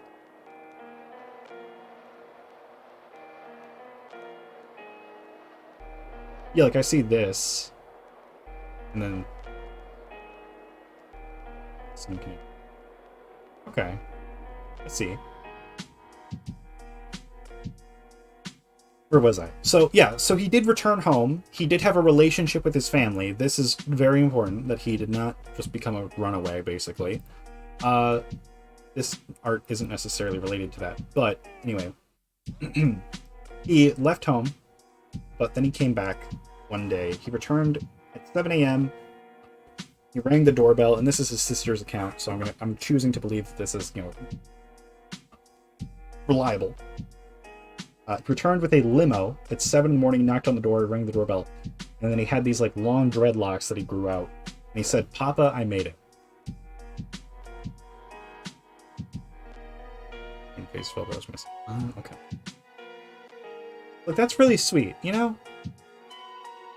Like, even though he was more or less like, it's nice to see that he made something of himself such that he could, like, come back to his father and provide him undeniable proof that he wasn't, like, worthless. I think that's very nice. I think that's sweet. I think it's unfortunate that he got kicked out to begin with, of course, but it's a nice kind of turnaround of events, I would argue. This piece right here is from 1981. We're currently in 1982, but it's relevant.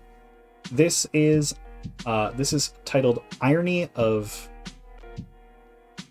I'm going to choose not to say that this time. Irony of Black Policeman. I'm going to choose not to say it.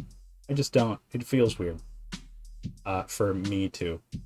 Anyway, it's calling to what is honestly a very topical conception of race and criminal justice, as well as monopoly on violence, wherein a group of people enlisting to assist an institution that is in some ways dedicated and founded on the oppression of that group of people. It's ironic, right? And that's what's being kind of depicted here in this image.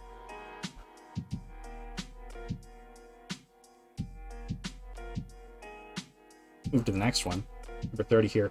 This one's called Electric Chair. You can see someone getting killed with an electric chair.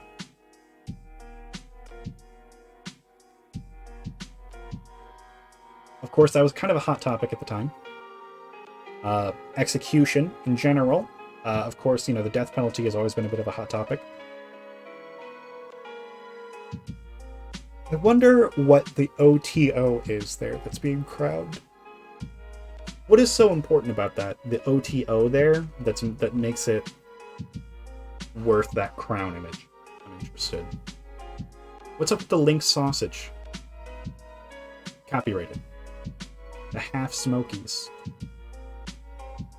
First words I see are motherfuckers. Yeah, that one's there. Definitely. Shit motherfuckers is there. And then you have this fella on the right who's getting zapped here. He's having a bad day of it. I'm trying to read the number on his jumpsuit there. Does it say N0140 maybe? But so yeah, he's having a bad time of it. And again, he is another figure that's being drawn in this kind of solid black pigment, this solid black paint. And that's a symbol that I'm going to call more specific attention to later. But again, just kind of keep this in mind. You can probably go back and look at a lot of these again once we talk about our common symbols a little bit later. Let's see this next one called per capita. You can see what it's called, per capita. It has the words per capita on it. This is another one. Oh, excuse me. It got away from me. So we have the various, like, forget exactly what the dollar amount. I remember seeing this somewhere specifically. I forget exactly what dollar amount this is for each state, but there's a small list of states in alphabetical order going down that lists them and then lists a dollar amount. And I forget exactly what it is, and I wish I hadn't forgotten. But so here we have a boxer, Everlast shorts, with a torch.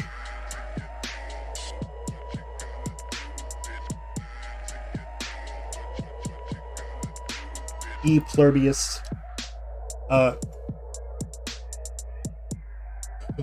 And then there's a small ellipses of sorts right there afterward, probably alluding to E pluribus unum, from many one, basically. And could have something to say regarding cultural context, perhaps, and how it is kind of like the "it takes a village" mantra.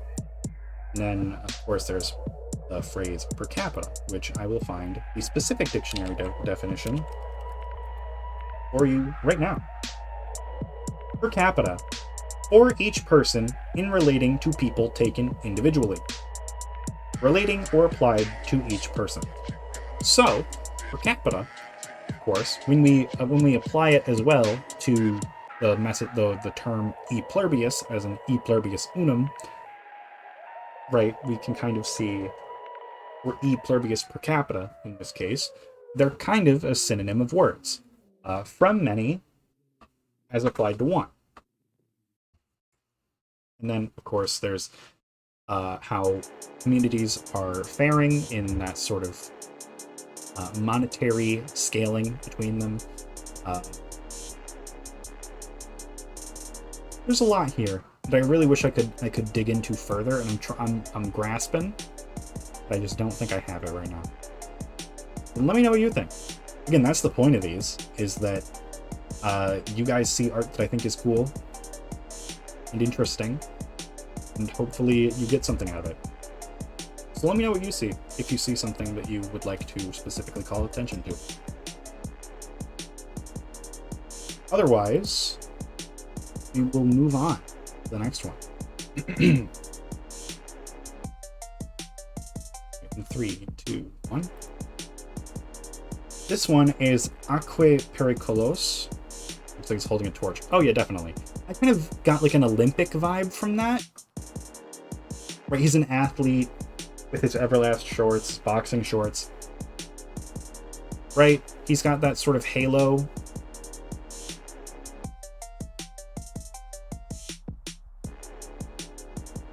That's kind of how it's kind of how I see that, at least. But so this one, it's a sports brand. Aquae Pericolos, or Poison Oasis, is this next one here. A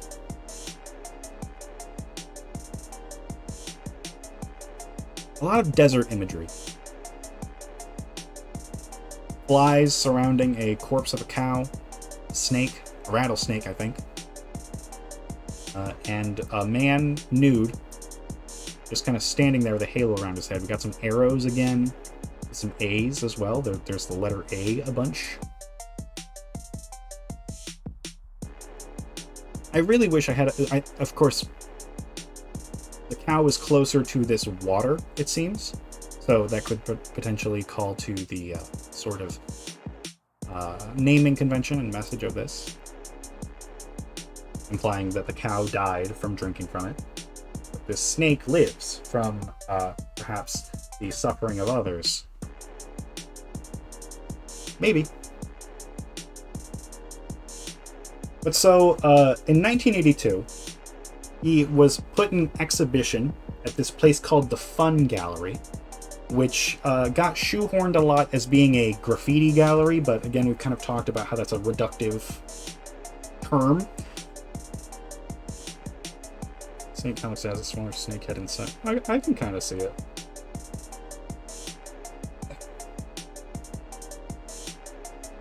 But so, yeah, there was this gallery called the Fun Gallery that reached out to a lot of artists who were making work, who maybe previously were involved with the graffiti scene or not, but like generally speaking, this woman Patty Astor was involved with it, and she put on the gallery in part with her co-owner. But regardless, this exhibition that he was shown in is considered perhaps the most important and influential of his career. Per capita, from a little bit ago, that was shown there, and then these next few ones in this section were also shown there as well. This one right here is called Leonardo da Vinci's Greatest Hits, and is clearly calling attention to the anatomical studies of Leonardo da Vinci, the diagram of man. Of course, these look like sort of train tracks as well, and we have a man who... What's that? Yup. Yeah, he's doing a lot of anatomical studies here, ultimately. He's directly kind of quoting, sampling, and parodying Leonardo da Vinci in this regard. I'm not entirely positive what this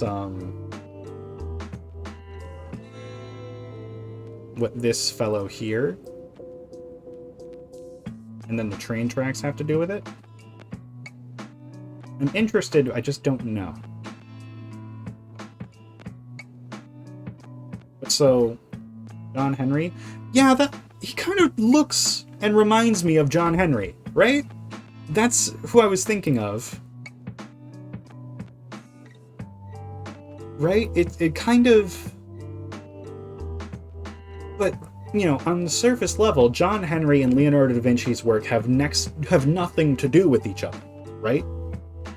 But what exactly is being demonstrated here? John Henry swinging a hammer, or a guy who's kind of intentionally looking somewhat like John Henry, swinging a hammer, building train tracks in America, is kind of creating a bridge of sorts towards what? Anatomical studies? Scientific progress? Could it be another sort of statement regarding that the scientific world is built on the backs of black labor, and how, generally America as a whole is built on the backs of black labor? Could that be what it is? Because I wouldn't say that's wrong. I don't think that's wrong, but it's an interesting point to make here. Additionally, there's a penis labeled right here. That's a reproductive organ that's next to these train tracks. Maybe that has something something to say on the matter. Is that the train tracks are the torso, and this crown here kind of could be considered like one specific unit that calls to a notion of maybe the train tracks being the means by which expansion occurs, right? That we quantifiably saw significant westward expansion in the United States following the development of these train tracks. So maybe it's calling attention of the matter, as in like the rail industry is something of a heart, if you will, a torso, a baseline for the human body that is the United States. I mean, the predominant color palette is red, white, blue, black, and yellow. Mostly yellow and black, really, but there are instances of red and blue as well. So maybe it could be something specifically referring to America. I don't exactly... not positive, but it's possible. It's entirely possible. Thank you for bringing up John Henry. I appreciate that. I forgot his name immediately, and I appreciate you bringing it up again. But so this was one of the things put on an exhibition at Patty Estor's influential exhibition. This next one, also there, is called Portrait of the Artist as a Young Derelict. Now, this is not a portrait by what most people would call a portrait, but that's not his style anyway. This is 3 different panels that are kind of displayed together. So let's go through these like left to right. How about that? So you have this cool S, which I feel like there's got to be something specific that refers to and comes from. Motora, Annex, Big Gen, a lot of paint running. And on our middle here, we have this crown in a section that's covering up some anatomical sort of studies. The word ankle, creating something of that. Salt. It's placed very low near the bottom with the crown next to it.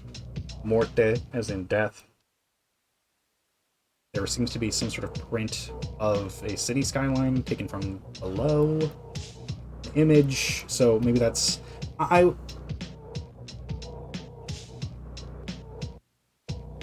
have a theory, but I'm going to bring it up a little bit later.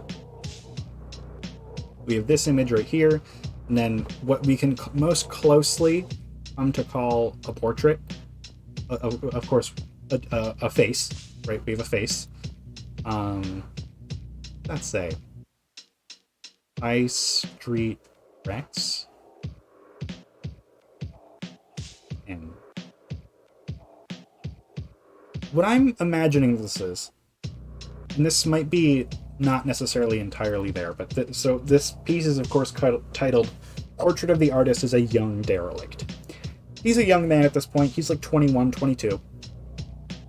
And I think that this is kind of intending to demonstrate the various aspects of his life that are being demonstrated. And as a young derelict implies to me that is someone who died or became disambiguated young, right? So the sort of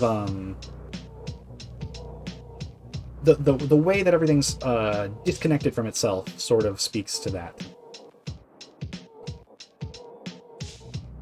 Let's move right along. This one's titled Charles the First.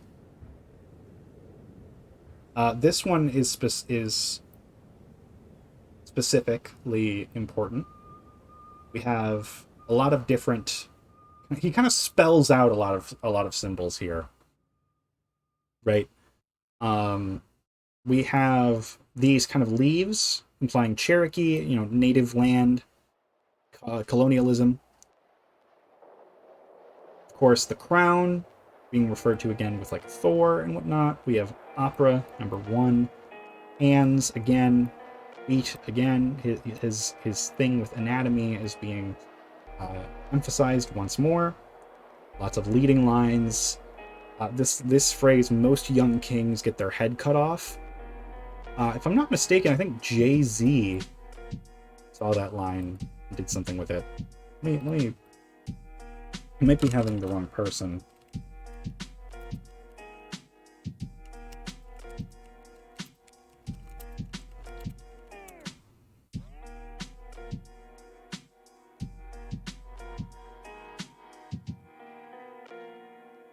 I was right, it is Jay-Z.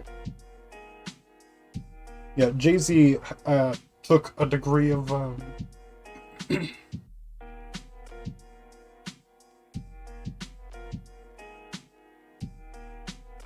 took a degree of influence from this one, believing that like when you become successful, even if you're young, you become a bit of a target of sorts.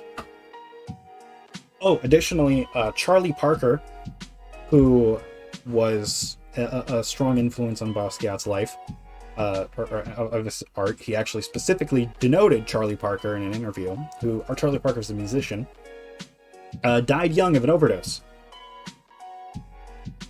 So there's a couple different like predispositions of early death, premature death in some of these. This one is titled Sugar Ray Robinson, in case you couldn't tell. Or it's technically untitled, but people have come to call it Sugar Ray Robinson, in case you couldn't tell. This is another similar sort of thing that was going on with that previous painting of Cassius Clay, right? Who was the first name of Muhammad Ali, famous boxer. And we see a guy and a crown. It's pretty clear what the point is here. It's an image of reverence, in my opinion. Right? It's demonstrating that Basquiat holds a degree of respect for Sugar Ray Robinson. I think that this one's a little bit cut and dry.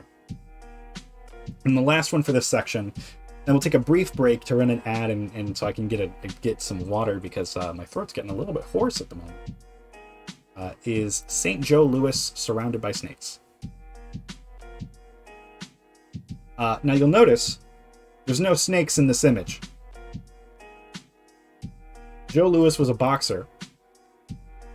And this is going to call to another major point of Basquiat's work, is the careers, lives, and ultimate exploitation of notable black people of power, people of status, fame, ability.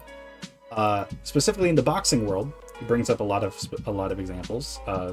Joe Louis, surrounded by people who seemingly are in his corner, perhaps, but they are snakes. They're being described as snakes, specifically, in the painting. Not like it's the name of it or anything. No. St. Joe Louis surrounded by snakes. There's no snakes. Metaphorically, there are, though.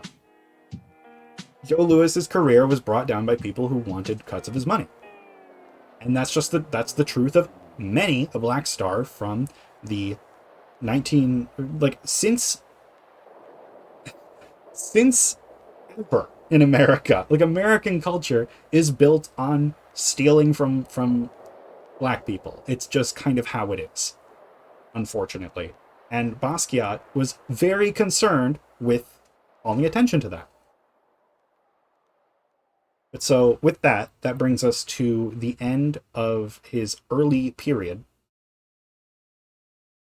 Right, leeches as well. Yeah, nothing but trouble. True. This brings us to the end of his early period. We're going to take a brief break. I'm going to run a quick ad. I'm going to get some water again.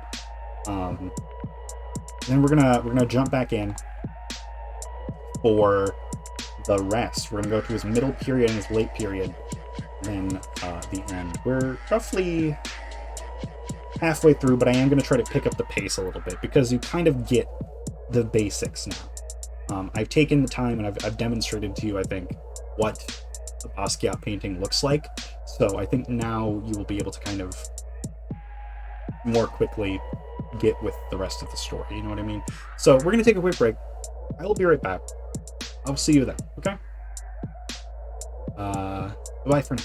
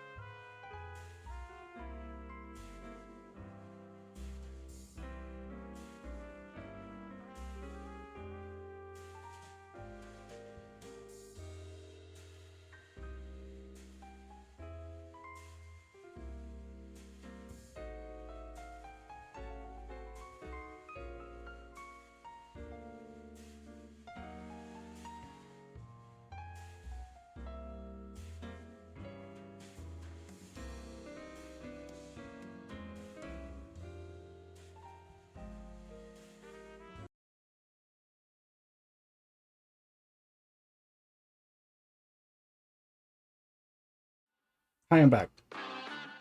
Okay, so thank you everyone for bearing with the quick break there. Anyway, let's go ahead and move on to the middle period of his work. How about it? So this was 1982 post the Fun Gallery. Right, he had an exhibition at Patty Astore's Fun Gallery. It was a really big deal for him. He kind of became even more of a star than he already was. Right, he was just kind of growing in popularity, perhaps notoriety among to some, but regardless, his name was getting out there further and further. So, following his exhibition at the Fun Gallery, he had successfully broken into the scene. Right. He was being seen, he was being talked about. He was now strongly within the art world. This also coincided with the Neo-Expressionism, or the Neo-Expressionism movement, which was a reaction against like conceptual and minimal art, and depicts things, even if not like completely or even sensically within the space. It depicts a lot of things, and Basquiat was a leading man within the movement. He began traveling frequently with whoever with plenty of big names, like lots of people, to Europe, to Africa, to Asia, to wherever, really. And this first one that we're going to look at is a piece called Hollywood Africans. This was done when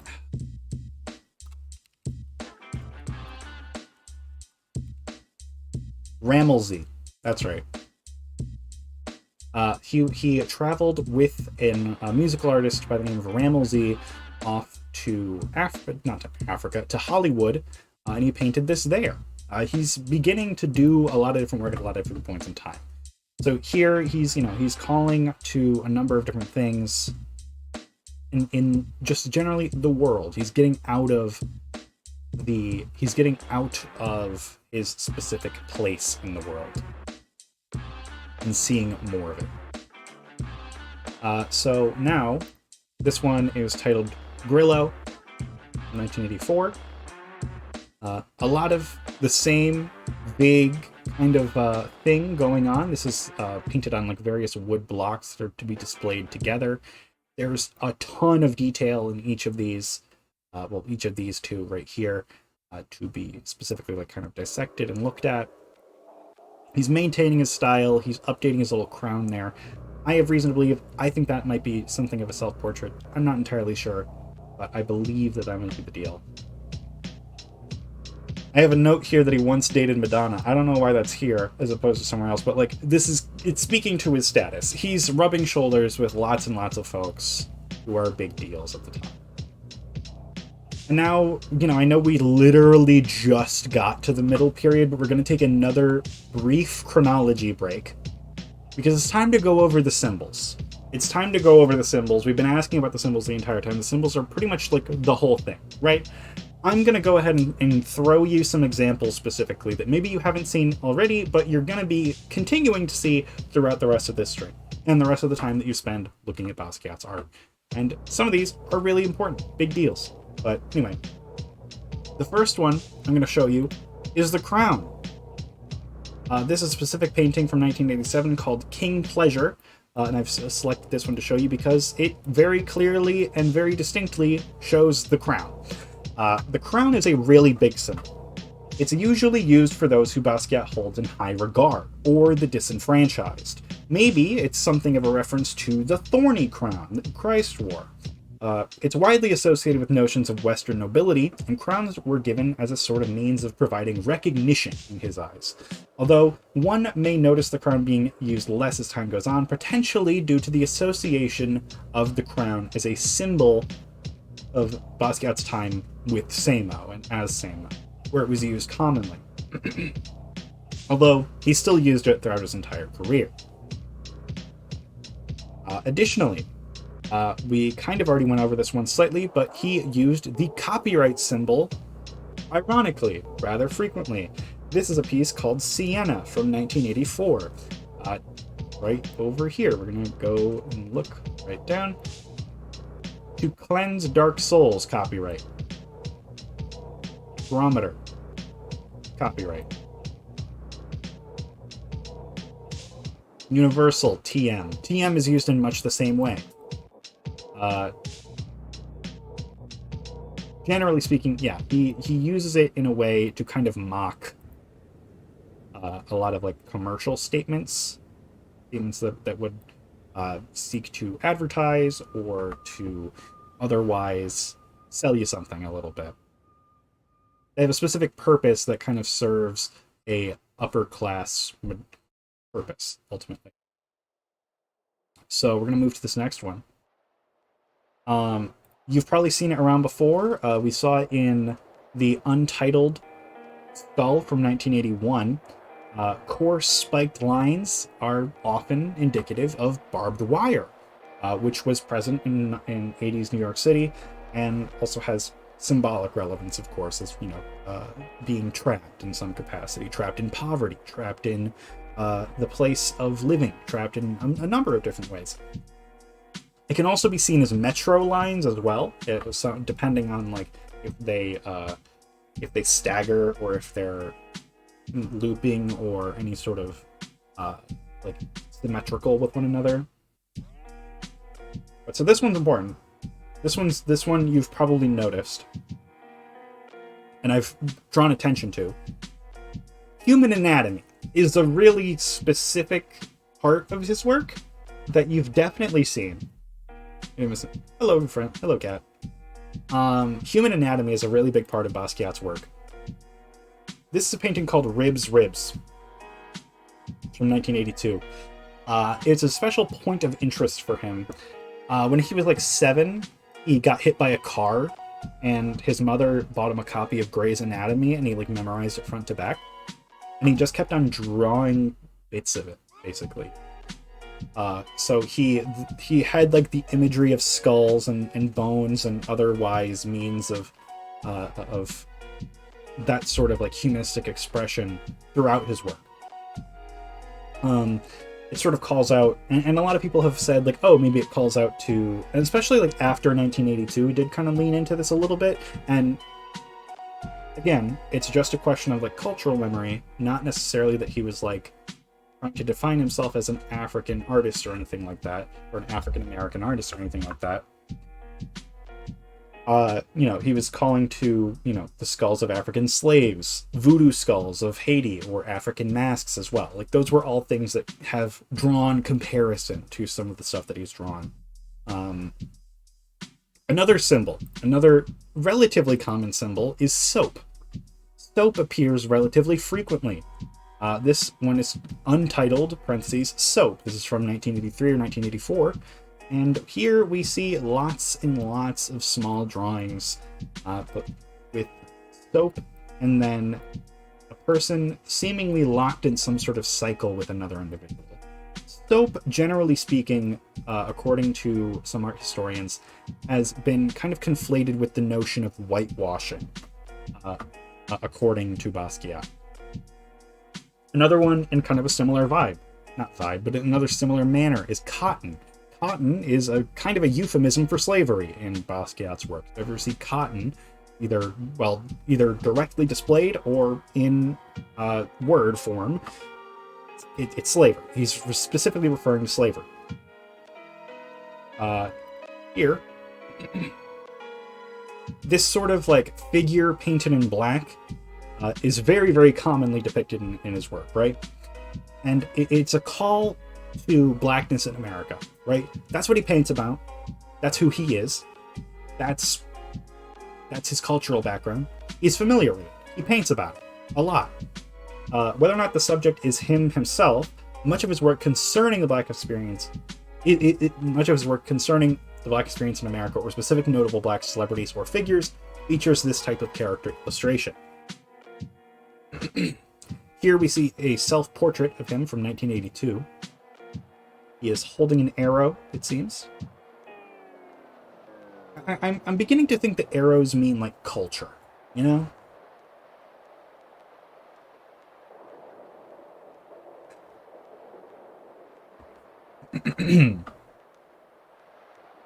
But so yet again, we're gonna talk about anatomy one more time. This is a piece called Hardware Store. And Jean-Michel, or Basquiat, I suppose I should refer to him by his last name. We don't know each other. Basquiat calls frequent attention to specific body parts, such as skulls, arms, feet, and particularly in an anatomical context, right? He uses this for a great deal of reasons, but one such specific meaning to be extrapolated is the dehumanization of the human body, the subdivision of a man into pieces. I sort of read these sorts of compositions as a shorthand for being cut up and sold, which I think is, a metaphorical way of kind of bridging a gap between that and selling the talents of black performers, black athletes, etc., that he held in super high regard. So, for example, right here, a hardware store, what's being shown? I don't see any hammers, I don't see any saws, I don't see any nails. I see teeth, jaws, molars, heads, estimated value. Like, it's people being sold in pieces. It's pieces of people being cut up and distributed to people in a consumerist way. He's very clearly calling toward consumerism, right? That's what I feel in this one. Here's another one. This painting's cool. This is called Jessie, and it kind of calls to a similar sort of thing. And this one is very specifically important because this is calling to, of course, Jesse Owens, who, if you're familiar, is I'm pretty sure he's a sprinter, right? He's a track and field athlete. He won 4 gold medals at the 1936 Olympic Games in, of course, Berlin. And notably, huge pain in the side for Nazis, which, lovely, we love that.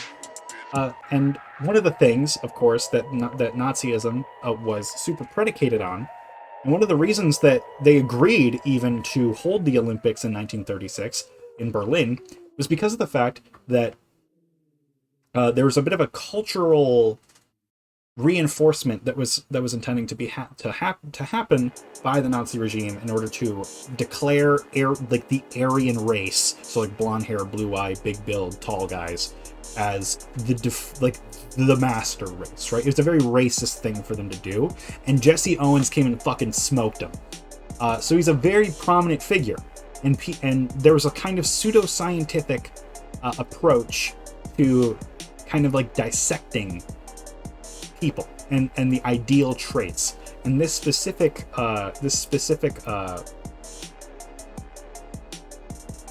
painting here kind of calls to that notion in the dissection of the body, the attempt to understand the body. It's a very anatomical sort of look at this, right? Like there's a couple of those.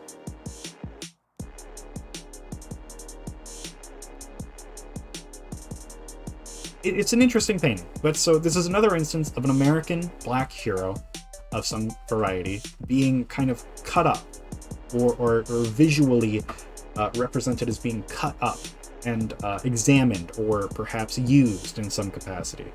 Because again, while we can call it like a personal means of what Jesse Owens did at the 1936 Olympics, we can call that a personal also, hello Mama.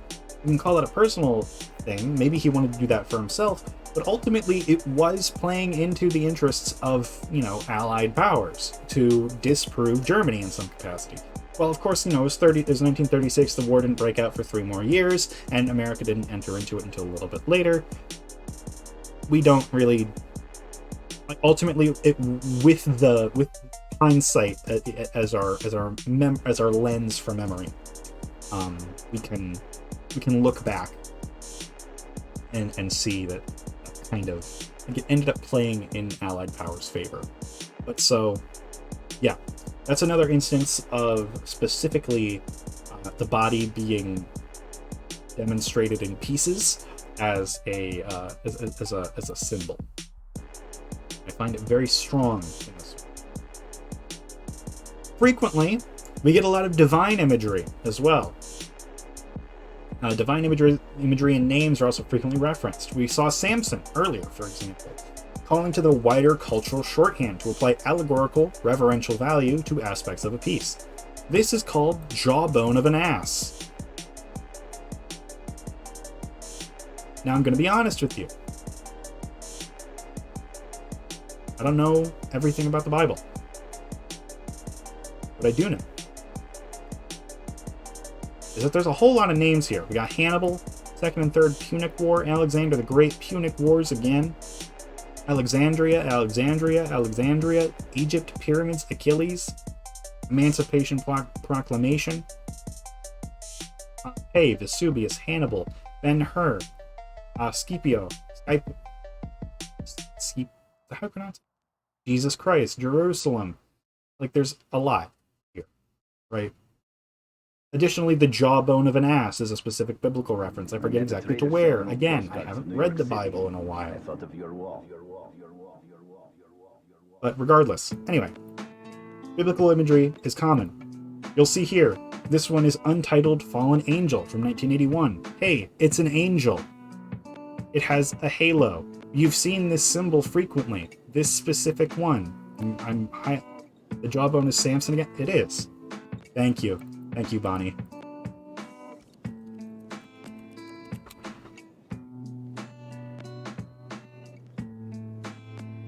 Oh, yeah, that's right. The jawbone of an ass represents the Word of God. It represents Jesus, the living Word of the Bible. Okay. Okay, so it's like the thing that Samson, with the cult of asses, I have destroyed them. Heaps upon heaps with the jawbone of the donkey, I've struck down 1,000 men. Okay, so he slayed a bunch of dudes with it. But so let's look at this. Cultural memory. Right? Cultural memory of the Mediterranean and the area surrounding. Additionally, then into American history as well. So it's kind of speaking to the way that the way that things travel, the way that culture travels, and the way that consolidated power in the past continues. So here, I want to point out this. This is a halo. It may not immediately read as a halo, always, but it's a halo. You've seen this in other work. It's all over the place. Whether it's a crown or it's a halo, it's a means by which to demonstrate reverence to a specific figure. In this case, it's a fallen angel. In another case, right here, here's another guy with a halo. And I gotta say, this one feels like scary to me. Not that I feel threatened, but I feel scared for this person. What's he afraid of? Like, what's happening here? It's a man who, again, we've demonstrated that a lot of the subjects and figures of his work were more or less unless explicitly painted like in pink or in white, are demonstrating black figures, right? This man appears to have his arms raised in fear, perhaps surrender, terrified of one clearly covered in right. So, like, what exactly does this mean? And this piece is referred to as Angel. It's not technically titled, but people have called it Angel since. What does that mean? A cross on his chest, notably. Yeah. The forms are doing that. We have to. This one is like really interesting because when Basquiat is much more minimalist, it's almost more confusing in some ways, right? Because we are not presented with the same wealth of information that we usually are. So it kind of takes you a little bit out of that same context and into a different thing. What exactly is being demonstrated here? And I don't say that in a critique way. I'm just curious. I think I have an answer, and it's about vulnerability of race of the time. I think it's something that was consistently preoccupied with. I think that's something that he consistently made a lot of work about. So I'm going to call it that it's that, I think. Okay, let me take a quick breath. Let's see what the next... That is going to... Well, with one more little section, and then that will conclude our section on symbols, and then you'll have just about everything you need to read the rest of these. Considering the volume of his work, there are countless other symbols as well, and ideas that he calls upon to add depth and meaning to his work, but to attempt to kind of categorize, catalog, and explain them all to you right now misses the point. Because in a way, I kind of view them as like puzzle boxes in a way, where you could sit down with a painting and you could look up stuff about it constantly and try to like reverse engineer his process of making it to see what was maybe on his mind when he was making it, see what he maybe meant. And of course, there's the truth of just like, what does it mean to you? What did you see? That's important too. And I think that trying to go through and determine and define what all of the symbols mean kind of takes that away from you. So I'm going to stop doing that here. But there are a few things that are consistent motifs and symbols that I wanted to bring up specifically in order to kind of get us all on the same page about a few things, about stuff that appears constantly, right? You can't, in some ways, I kind of see it like going to a city. You can't take the entire city in at once, but you can react to what you see in the moment, and then you can come back to it tomorrow. And then you can see different stuff. Basquiat's work is simple. You won't be able to appreciate, understand, or even see everything upon your first viewing. Its depth and density contributes its own dynamic nature to the work. So now that's going to conclude our section on symbols, our small break in chronology again. The rest of this is just all straight chronology, nothing but. Okay, so we're going now. It's story time again. So again, he's a guy who is famous. He's a famous guy by this point, very much so. He's traveling around the world. He's going around places, and he was making and releasing a lot of work, like a lot of work. His unique style of painting allowed him to kind of make work on the basis that he would just release old paintings, but with new stuff painted over them. Because, like, as we can see with a lot of his layering techniques and whatnot, it doesn't matter if there's something already on the canvas. You can just paint more on it. So he would take old, unfinished, dissatisfactory paintings and just paint new ones on top of them. Which is cool. It's cool to me to do that. This is Life Like Son of Barney Hill from 1983. Another quite long... Again, lots of themes of course, liberty, money, race, and irony. Irony being called to specific things. And then here, this one is titled Ishtar. Again, his continual anthropological references maintain, yet the same. Right, falling to and from lots of different side view of an oxen's jaw, teeth. Where exactly? Left eye. Lots of anatomical references still as well. Ishtar is, considered one of the... It is an alter ego, not alter ego, a previous iteration of previous goddesses. Right, his things are his motifs are continued. He's continuing doing what he's already doing. He's maturing in it still somewhat, and he's providing even further stuff in each painting. He's an artist who is inextricably tied to his experience as a black man in both America and the art world, and he specifically was calling attention to the ethnic imbalance in that will also continue throughout his middle period. This one, and again, I couldn't get an excellent image of it. This is El Gran Espectáculo, or History of the Black People. I say, we're on the money with those.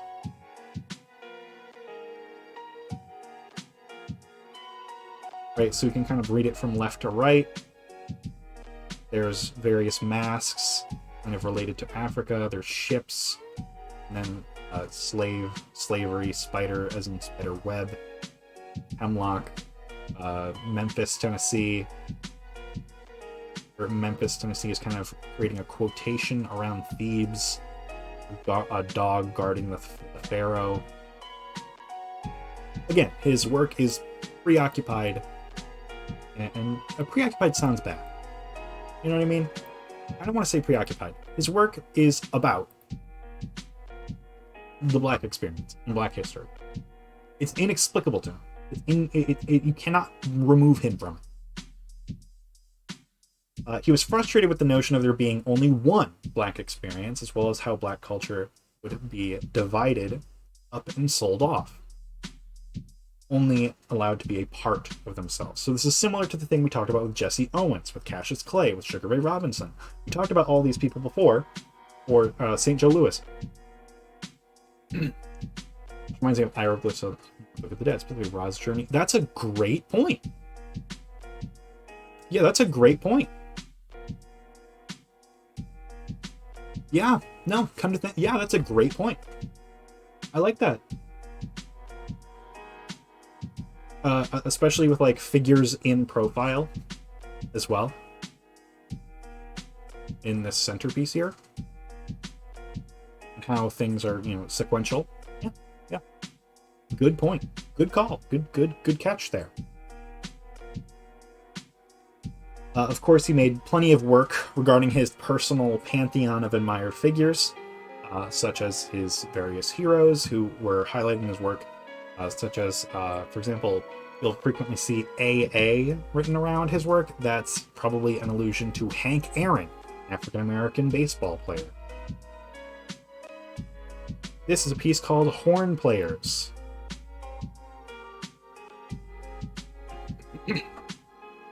Hey, guess who's in this one? Horn players. Jazz players. People who play jazz. Miles Davis, I believe, is in this one. The image of soap returns. I don't know why ornithology is mentioned so much. What does bird watching have to do with this? Charlie Parker's name is like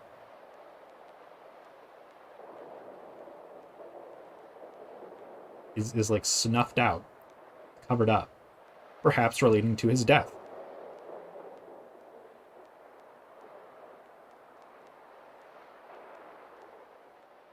And it's kind of this piece is kind of divided into three.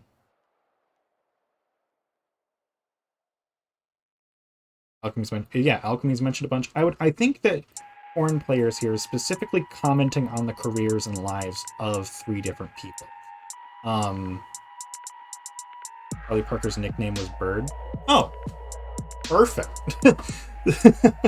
Thank you very much. I appreciate that. See, look at what happens. We all learn from each other.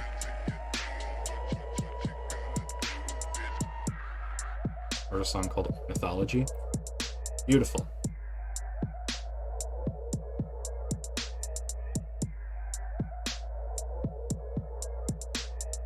Yeah, so like these three different people are kind of divided amongst each other and are sort of, I think that he's commenting specifically on their careers a little bit.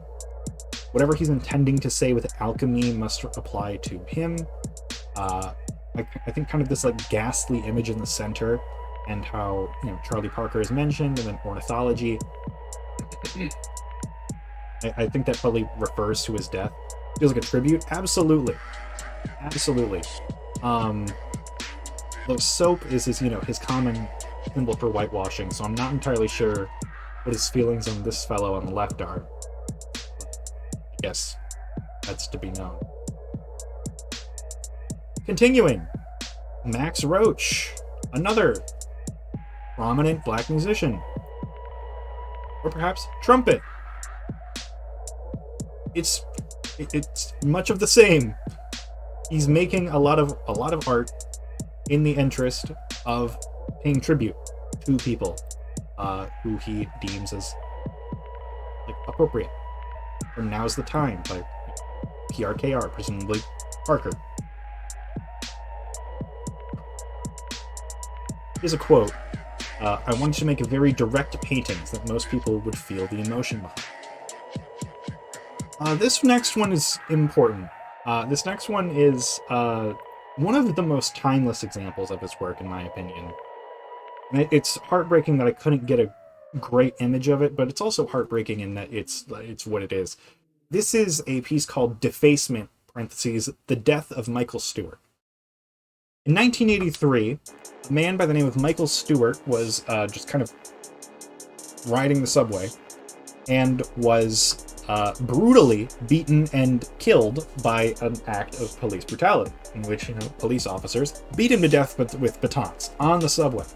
Not necessarily on the subway, but in the subway station. This is a big fucking deal in New York City at the time.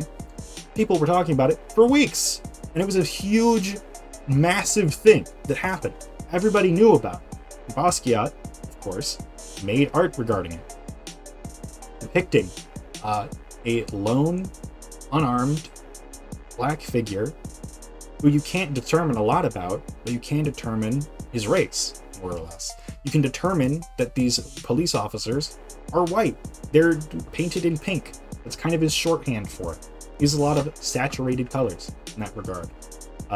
So, it's a white establishment defacing a man's memory. Not even that, just killing it. It's a big deal. This is one of his more. I'm again really pissed that I couldn't find a good high quality image of this. But alas, no, it's a very important piece specifically to his career. And again, we're gonna see a very straightforward. God, it's strong. Exactly, right? And then surrounding, of course, it's red, white, and blue around it as well. It's like, what does this mean to be in America? You know what I mean? Is this America? Is this what this is? It's kind of what it's asking me, I would imagine. It's a great piece. It's an extremely great and relevant piece to even our modern day, which is extremely sad to say. This next one too. That's not it. This is Prophet 1. This is haunting to me. This image haunts me. This man with his arms up, a halo around his head, and clearly of a degree of status, of a degree, not even status necessarily, but who is revered to some capacity. To me, this feels like surrendering. It feels like fear. The way that he appears out of this night, if you will, right? This one was from 82. This was from before the death of Michael Stewart, but I think the point still remains. Like, the way I read it is similar.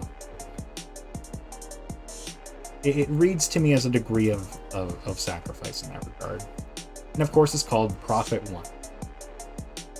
As in, someone is gaining something out of it. I find it hard to view a lot of his work not from the angle of systemic racism. And I don't think that's a necessarily unpopular thing to say about a lot of his work, is that he was commenting on a lot of systemic racism. Because it was something that he experienced in his everyday life. And I don't want to just like keep on coming back to the same exact meaning of like, oh, duh, he's commenting on Black America and what it means to be Black in America. Selling old postcards of New York So it's not that I want to just keep on coming back to the same thing and determining him to just be one thing. I don't think that's necessarily true. It's just that a lot of his work is preoccupied with, not even again, I keep on saying preoccupied. A lot of his work is concerned with that. It's important. He also just really liked being an artist as well, granted. But yeah, to move to a slightly vaguely happier point, let's talk about Andy Warhol. So we discussed a little bit about how Jean-Michel Basquiat sold a postcard to Andy Warhol in 1982. And later on that year, they would begin a friendship. Right? Now, I want to make something very, very clear. Abundantly clear, just so we're crystal about this, okay? Jean-Michel Basquiat was famous before he started working with Andy Warhol. Before he started working with Andy Warhol. I have seen people say that he was rocketed into stardom by working with Andy Warhol, and that's just factually untrue. It's just flat untrue. It's just not true. So let's all say it with me, all right? I want you to say this to your screen. Jean-Michel Basquiat was famous before working with Andy Warhol. Okay? Good. Okay, we're ready to move on. So, the two of them were good friends. The two of them reconvened over something of I don't know, it was a lunch meeting, and at some point, Jean-Michel Basquiat just fucking ran out of the restaurant. He ran out of the place, and then he came back, and he had painted this. Or not even necessarily. He came back. He had someone deliver this to Andy Warhol. He had painted this. This is a piece called Dos Cabezas. This is from yeah. He very swiftly left a meeting and painted this, which is just him and Andy Warhol. Him on the right, of course, Andy Warhol on the left. You can see his very distinctive hair, for example. And I don't have this piece here specifically. I don't have it in this section, but there is a portrait of Andy Warhol that he made where he applies the crown to Andy Warhol, which I would say, based on what I've seen, is one of few instances of Basquiat kind of crowning a white figure in the same like reverent way and not in an ironic way or anything. So like they liked each other. They were friends. They were good friends. So they began a symbiotic artistic and personal relationship. Warhol at this point in his career was kind of stagnating a little bit. He got a new edge, right? And Basquiat also, while he was already famous, let's say that, he got more attention for working with Warhol. Right? Warhol was a really big deal. He was a member of the white art establishment. Working with him did get more press on him. I noticed that even the masking tape is painted completely low. Yeah. He left nothing untouched. But so yes, he was a member of the white Andy Warhol was a member of the white establishment, and Jean-Michel Basquiat ended up having more, people looking at him than maybe previously were. Maybe some people had previously kind of counted him out, but Andy Warhol's presence did kind of sway a few heads within the art world, unfortunately. I mean, fortunately for him, I guess, but unfortunately that it had to happen that way, right? But so yeah, they moved into Basquiat moved into a loft owned by Warhol in August of 1983. Here's a fun thing here. This is called Brown Spots: Portrait of Andy Warhol as a Banana.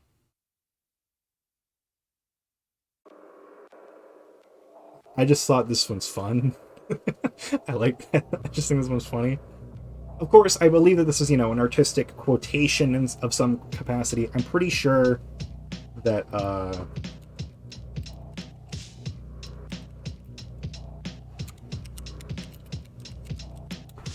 I'm reasonably certain. Yeah. Yeah, the Velvet Underground, for example, right? You know that band? They have that album cover that is the, yeah, that's his hair. The one album they released in 1967. It's got the banana on the front. That's an Andy Warhol thing. So I'm gonna believe, I think that this is kind of like an artistic quotation of Andy Warhol by Basquiat. So now, of course, because nothing is ever fun about this guy's life for long, unfortunately, because shit always has to happen, and we have to be sad all the time. One critic called Basquiat Warhol's mascot, which, wow, that's fucked. That's just a fucked thing to say. They had a joint exhibition, and they kind of grew professionally apart following that. Unfortunately, not following that specific critique, but like following their joint exhibition that they had with one another in like 84, 85. They kind of grew apart a little bit, but only professionally. They were still friends. Basquiat and Warhol's work often had a sort of back and forth between one another. So here's some stuff that they actually collabed on. Or collaborated, let me say the full thing. We're trying to be academic here. We have... So Warhol would start with something super concrete, or maybe, or Basquiat would. But regardless, Warhol put the GE logo, the General Electric logo on this. Nice and big. And then like he'd give it over to Basquiat, and Basquiat would do some stuff. He would paint some layers on it. And then Warhol would do some more stuff on it. And then Basquiat would do some more stuff on it, back and forth, back and forth. And the way that they kind of work with one another, I think is really fun. I think, honestly, I like it. I like what they did in this collaboration. I don't know if I care for it necessarily more than... I don't think we need to like actually pit them against each other necessarily, like his work with and without Andy Warhol, but I think it's fine work. I think it's perfectly fine work. Like it's doing its job. It's demonstrating a point. This is a piece called GE with Andy Warhol. This is from 1984. And then we're gonna go to this next one called Bananas with Warhol from 1985. And here you can see it a little bit more clearly. There's more print work that Warhol was notable for on this one. Like the price tag and the General Electric term. But it's still very clearly got both of their signatures. But so Andy Warhol was a really like important person to Basquiat. Warhol seemed to love Jean-Michel Basquiat like a son. And Basquiat came to Warhol, for advice curbing his drug use, actually. Like, he never got rid of his drug use in this time, since he was homeless until he was, making $200,000 selling art per painting, which is a real price that he did sell a painting for at the time. Looks like a laptop logo. I mean, it's the General Electric logo, but yeah, it's like it's a professional logo. It kind of looks like the Dell one, though. I see what you're saying. Like the HP logo, actually. Yeah, so the General Electric logo, but it's upside down.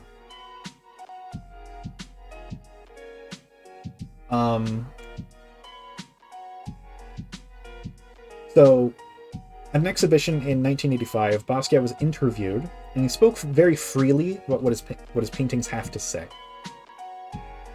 This is a direct quote.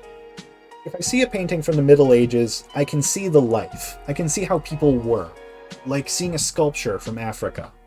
I can see the tribe, I can see the life around it, even with things that aren't so obvious, like the abstract expressionist painters. It looks like New York in the 50s. They seem to be true historical documents, that I can get more from reading from them than reading or other things. What do you think you're saying about today?" That was the interviewer. He says, "Black people are never portrayed realistically in ellipses, not portrayed in modern art enough. And I'm glad that I do that. I use the black as the protagonist because I am black. And that's why I use it as the main character in all my paintings. In all of the paintings." So there it is, straight from him.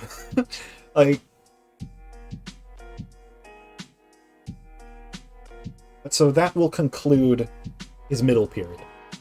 We've concluded his middle period. Do we have any questions before we move on? Before we move on, just, get a breather real quick.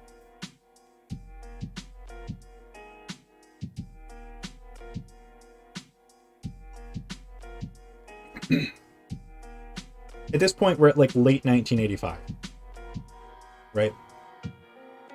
So we're about to go into 1986 in through 1988 is our late period, his late period. We're mostly gonna be looking at a lot of art this time. So so I'm gonna open with another quote. This is not a quote from Jean-Michel Basquiat. This is a quote from Keith Haring, who we discussed a little bit earlier. The hype of the art world of the early 80s became a constant blur. There was very little criticism that actually talked of the works themselves. Rather, the talk was about the circumstances surrounding the success of the work. It's a quote from Keith Haring. That's an interesting quote, isn't it? Right? That notion of people kind of had they had to have a hook about them. Right? They had to have a thing about them that they could be put neatly into a box and sold with. Right? The success of the work didn't necessarily matter as much. The quality of the work didn't necessarily matter as much. It was all about how it was made. What it was made with. It was also about what it was, what it said, right? And we'll get back to this, but I just wanted to bring that up. So Basquiat, at this point, was kind of in a position where he not only had to show his art and advocate for it, but also who he was, because he didn't want to get pigeonholed into being this specific sort of, like, oh, like people were still calling his art inspired by like primitivist ideas or Africa. And again, he's born and raised in America. He's not African. He was very clearly he knew that. His dad was Haitian. His mother was Puerto Rican. He was born in Brooklyn.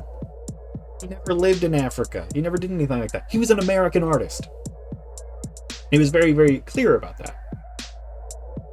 But so he was at a point where he had to advocate for himself and his work, and that's very frustrating. This is a piece called Embittered from 1986. This is a good demonstration of his kind of like he had a lot of these sort of things that were raised kind of instances of wood or canvas on a unifying piece of wood.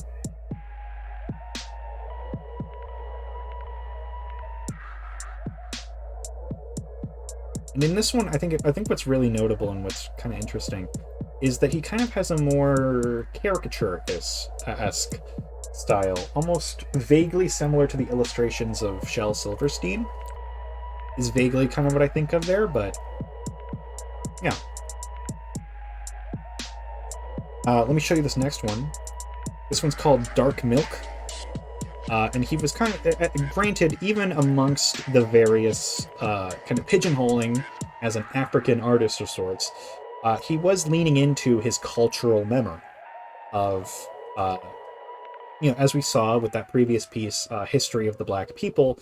And now here we see a direct call to hieroglyphics. We see literally hieroglyphics. I don't know how to dance around it more. It's there. It's part of it. It's cooked directly in to his general way of going about his work here. The layering remains. The extreme number of drawings underneath remains. And now, right, we're getting even like a degree of varying opacity in this one that can still make some of them readable. Like this right here, you could still kind of read this, but it's clearly not the initial canvas, right? Something happened. There was a pigment that was applied. So it's interesting. As he would until his death, he was kind of fighting how the art world saw him as a gimmick or not a serious artist, right? He was definitely a serious artist. This is a piece called Worthy Constituents. Again, all around might also be referencing Mummy Brown. Good point, good point. There's another really shitty quality image of it, I'm sorry. Again, some of these are kind of hard to find specific images of it, but you'll see, of course, a bunch of jazz players. His worthy constituents are jazz players. Unfortunately, Andy Warhol, we're not done with him yet. Like, he died in 1987, which is really unfortunate, because he died during a procedure, like a medical procedure, I believe. I'm pretty sure it was preventable. So that's sad, right? This led to Basquiat becoming much more erratic, isolated, and most notably, addicted to heroin. That's not good, obviously. We don't like it when our artists become addicted to heroin. It often doesn't end well. Andy Warhol died on February 22nd of 1987, so early in the year of 1987. So let's continue. Everything from here forward is from 1987 or 1988. This is a piece called Pegasus. It's almost intimidating, right? This is like, oh, I'm almost afraid of it in some ways, right? The amount, the density of text and work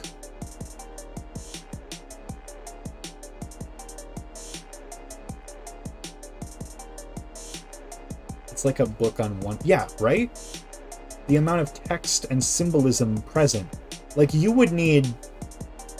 You know what's interesting, Eleanor Nairne, who wrote an essay for, I don't know where to begin exactly, who wrote an essay for the book that I read, Jean-Michel Basquiat, like a circuit board. It does kind of remind me of a circuit board as well.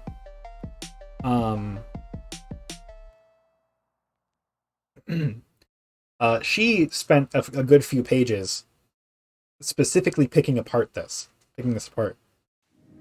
I met a trader But selling old postcards of New even York still, City. that's not enough to like make me even remotely confident in this sort of analysis. Is the top torn or blackened out? It's blacked out, I'm pretty sure. Right? Yeah, that's paint.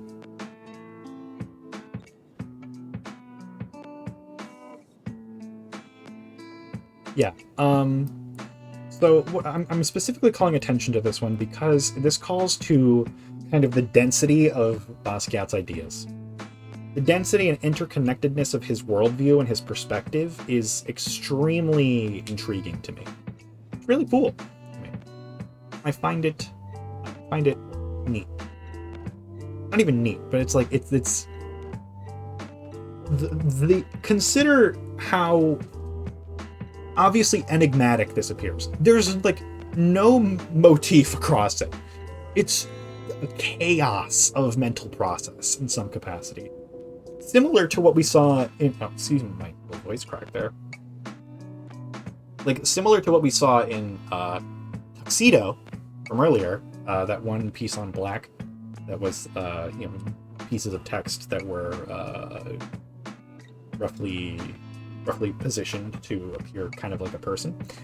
This is what be about his inspiration. It's possible. It's definitely possible. It could be about inspiration, it could be about perspective. Like I'd be willing to bet that this is something of a flow of consciousness. Like right there, that's kind of like a crude redrawing of a famous fertility figure from Africa. We see, like, it could be kind of a degree of like trying to make sense of the world, or his inspirations. But then again, his inspirations included literally everything around him. Having someone's a drummer for black and he's yeah. Yeah. There's so much, is all I'm kind of getting at, you know what I mean? Imagine how much more of this similar kind of work we could have had. Not that that's, the most important part of him staying alive, of course, but, like, I think he had a lot more to say. This is a piece called 5 Cents. The same sort of thing. Is being rather than pure stream. Oh yeah, no, there's definitely, I don't think it's a pure stream of consciousness. I think he has something to say in it. It's obviously called Pegasus for a reason. But I think that, like, considering how he made his work, I wouldn't be surprised if that was something to it as well. I don't want to write it off as pure stream of consciousness either. I just imagine that there's definitely something within there that would have to be dug through, akin to jumping around between, like, thought. 5 Cents here. This is called 5 Cents from 1987. He's directly equating value with the motion picture industry. Again, Basquiat calling attention to various forms of, like, greed in entertainment industries? No way. Not him. This one. Hold on. Some exhibitions held following Warhol's death, it seemed that Basquiat was onto some. He was on a bit of an uptick, art-wise. Keith Haring, a friend of his, obviously among other things, Keith Haring even claiming to have seen him doing seemingly well in 1988. This is a piece called Harlem Paper Products from 1987. A lot of a similar sort of thing. The kind of a globalist, perhaps, look at things. There's another very large canvas. He's collaging previous work onto this canvas.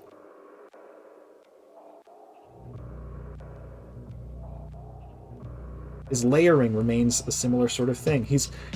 In his later career, he kind of ends up color blocking a lot more. Like with Pegasus, for example, this sort of clean set of color, like that black or this green, that kind of appears a little bit more frequently, which I find interesting. But it still kind of calls to the same notion of his layering. Like it sort of reads to me like he figured out how to get a similar effect, but with, like, less to do. You know what I mean? Or rather, that his ideas are coming out quicker and he has to make less edits. I don't know. I could be wrong. I could be right. I could be wrong, though.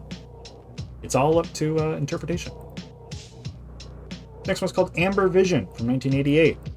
This seems to be roughly about sunscreen and otherwise means of personal products or personal safety products that he feels should, maybe not be as expensive, perhaps. This one is titled Victor 25448.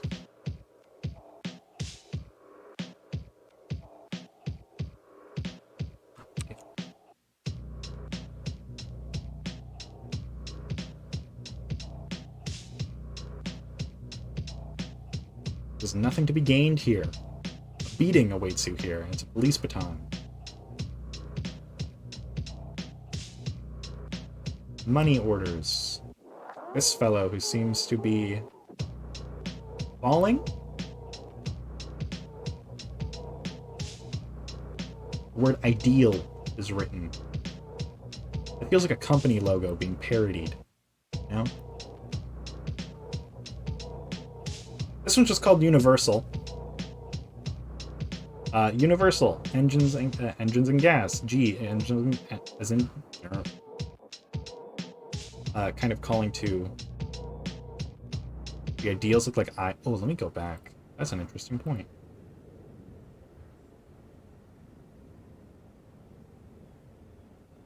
I like that. They look like eyes looking down on a bleeding man. They are kind of eye-shaped, yeah.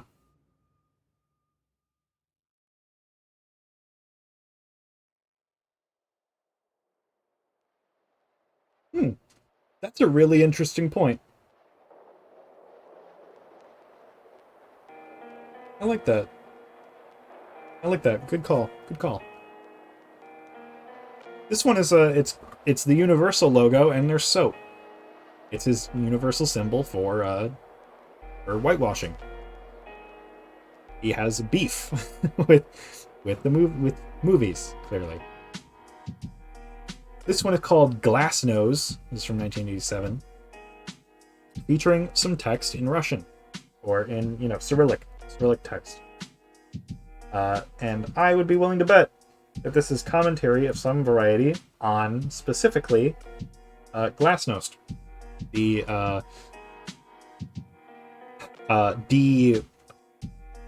stick up the assification of the Soviet Union.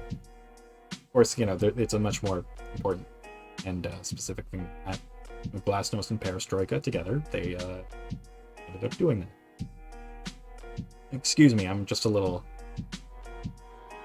I'm reaching a bit of a point of friedness, so my analysis might become a little shallower.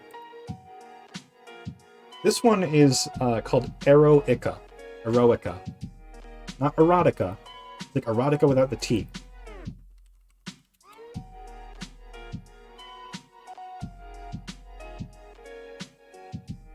Notably, Eroica has been a somewhat common thing that he brings up. It's referred to. So Eroica, I looked it up just to be clear. It's apparently Beethoven's Third Symphony, the Eroica Symphony, that apparently marked the beginning of the composer's innovative middle period. Interesting.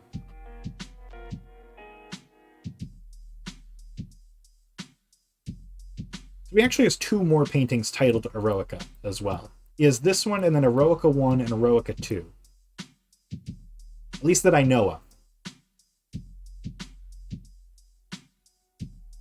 And again, it's another great deal of a collection of things, right? That is kind of a general... A lot of little things happening here as well. Oh yeah, absolutely.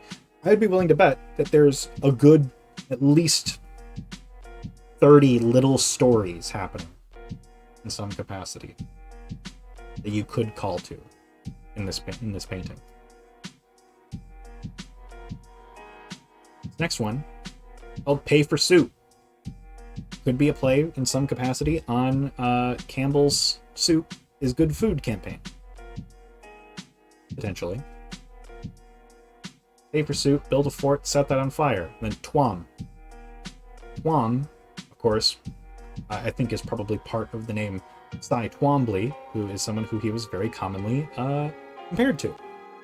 Not even compared to, but someone who critics very often cited as being an influence on Basquiat's work, which I don't think is untrue, but he rarely, if ever, specifically cited him as like I took from him. I took inspiration from him.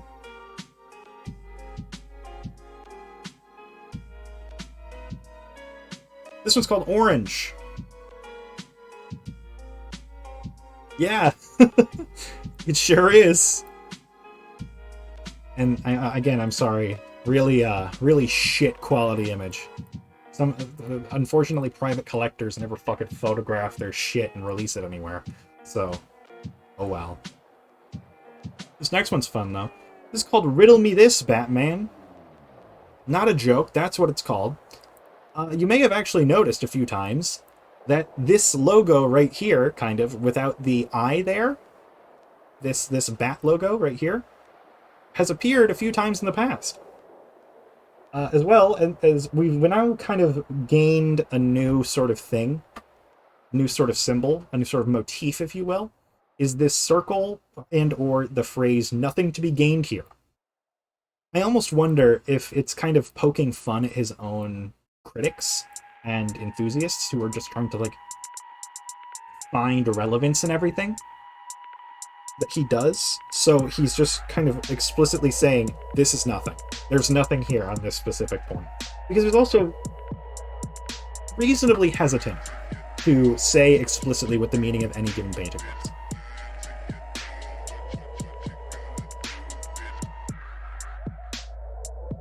Yes, so this is an instance of him kind of specifically taking on pop culture, which he did relatively frequently.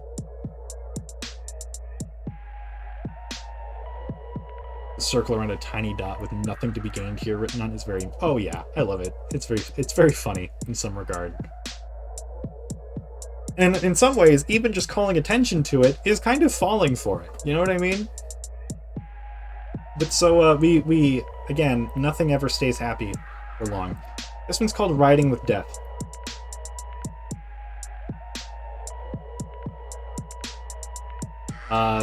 Yeah. In some ways, this is a extremely, how to say, representational piece for him. Yeah, I like the way the bones are done as well. The way that most of the skeleton isn't even rendered. Like, really, all you need to see is the man and the skull. You don't need the rest of the skeleton that's there. Exactly. Because Death is, like, also... this one is explicitly named, right? He named this.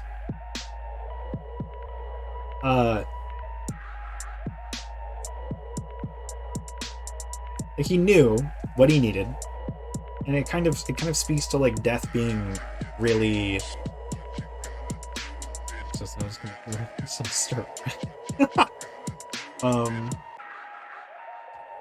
It speaks to a degree of how Death is intangible, right? You don't need the entire skeleton, and also the skeleton probably isn't entirely there. It's a metaphorical thing. Why does the entire skeleton have to be there? Why does it have to be right? It doesn't. It's intangible. But so, unfortunately, Jean-Michel Basquiat relapsed on heroin, which did lead to his death after a brief period of trying to quit it in 1980s, I think like late 1987. He died on August 12th of 1988 of a heroin overdose at the age of 27, which, continuing the trend of people taking 27, unfortunately, soon. And so concludes his late period. Do we have any questions before we go to his impact post-mortem? Actually, it's very short. It's very short. But if we have any questions, let me know.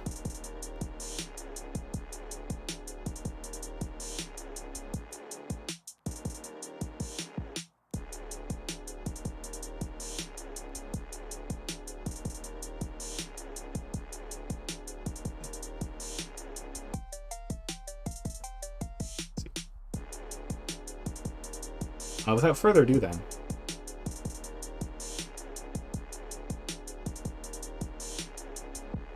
let's go ahead and jump into the post-mortem.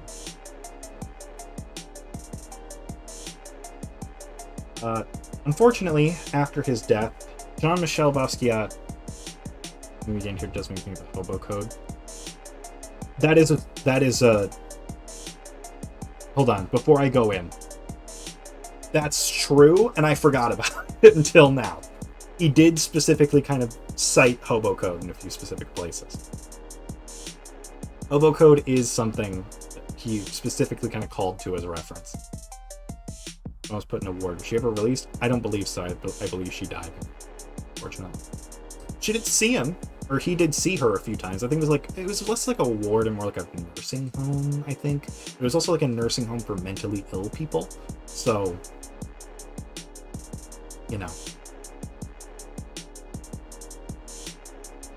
But so, yeah. Let's go ahead and hit postmortem. Jean-Michel Basquiat was often seen as more of a celebrity than an actual artist, both in life and in death, which he strongly preferred to be known as an artist, granted. For example, if you look up Jean-Michel Basquiat right now, currently it says artist, American artist, but I've seen him listed as a public figure before, which is an insane thing to say. He made over 1,000 pieces of released art and you call him a public figure? Come on. This painting is untitled, but this is perhaps his most well-known untitled piece. This is from 1982. In 2017, this painting sold for $110.5 million, I met a trader selling old postcards of New York which City. is the most, at the time, that any work ever sold for. Ever.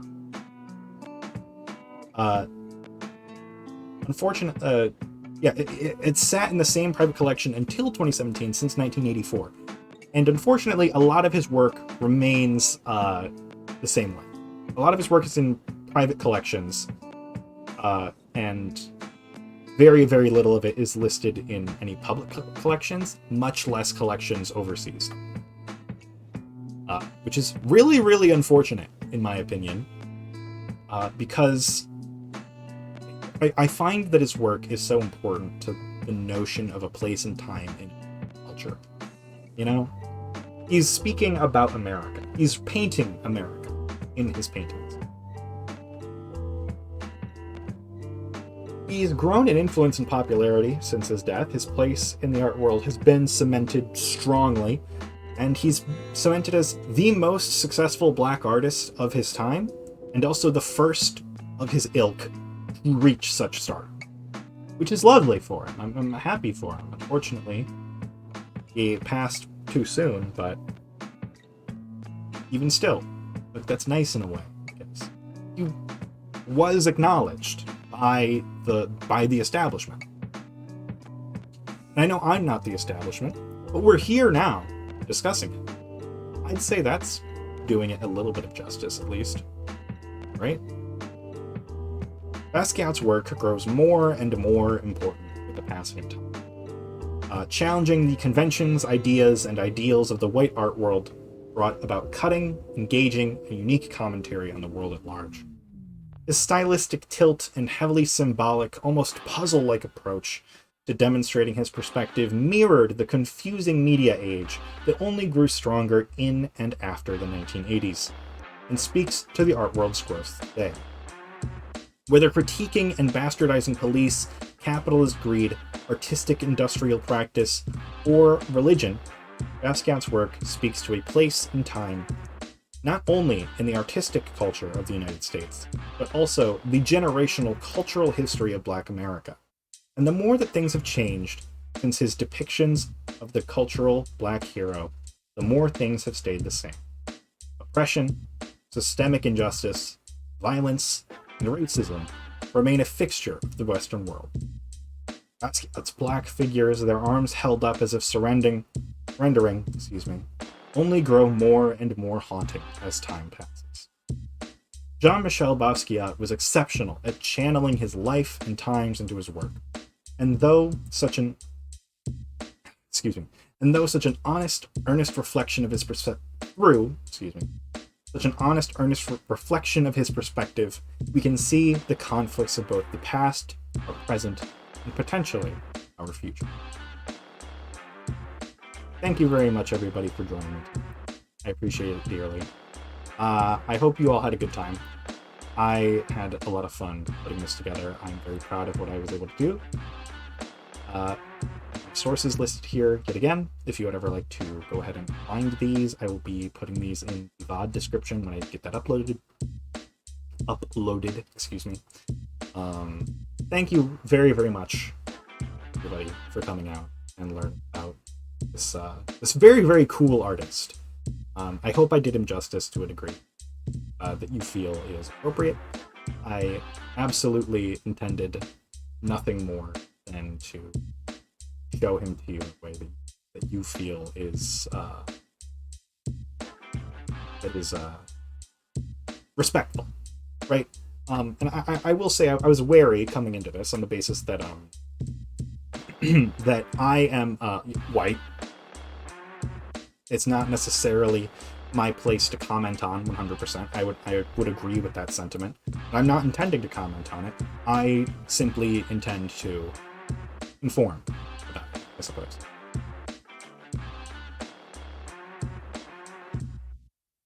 I hope you all enjoy. Thank you very much. I appreciate it. I would like to do another one of these soonish. I'm thinking like every other month. Let me know if you have any questions. Hit me up with anything. I'll be posting the wider folder. I'm gonna put it in a zip file, and then I'm gonna put it in a zip file and send it in the Discord. In a specific part of the server that I haven't used in a long time. In the discussed art in the archival/informational channels section. And if you'd like to find any of this art, it will all be there, and you'll look through and find it. Thank you again.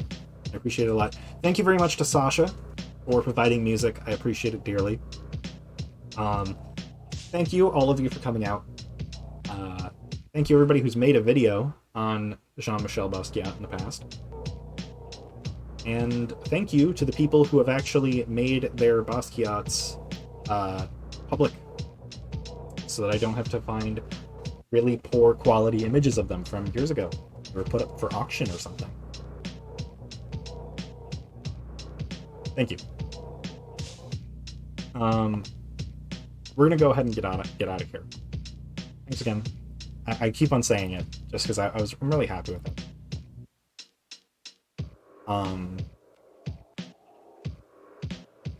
Thank you for spending your Friday night with me, learning stuff. I'm gonna send you guys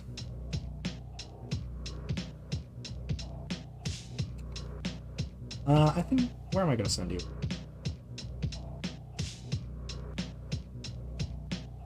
I'm gonna send you guys over to Drift into Madness.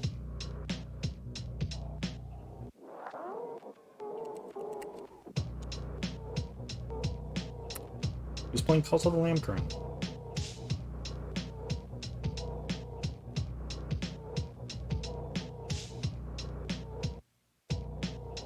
Thank you a bunch.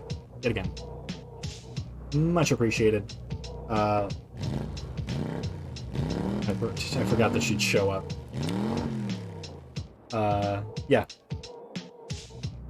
Without further ado, I've been Pinch, you've been delightful. Have a great night, and check your pockets.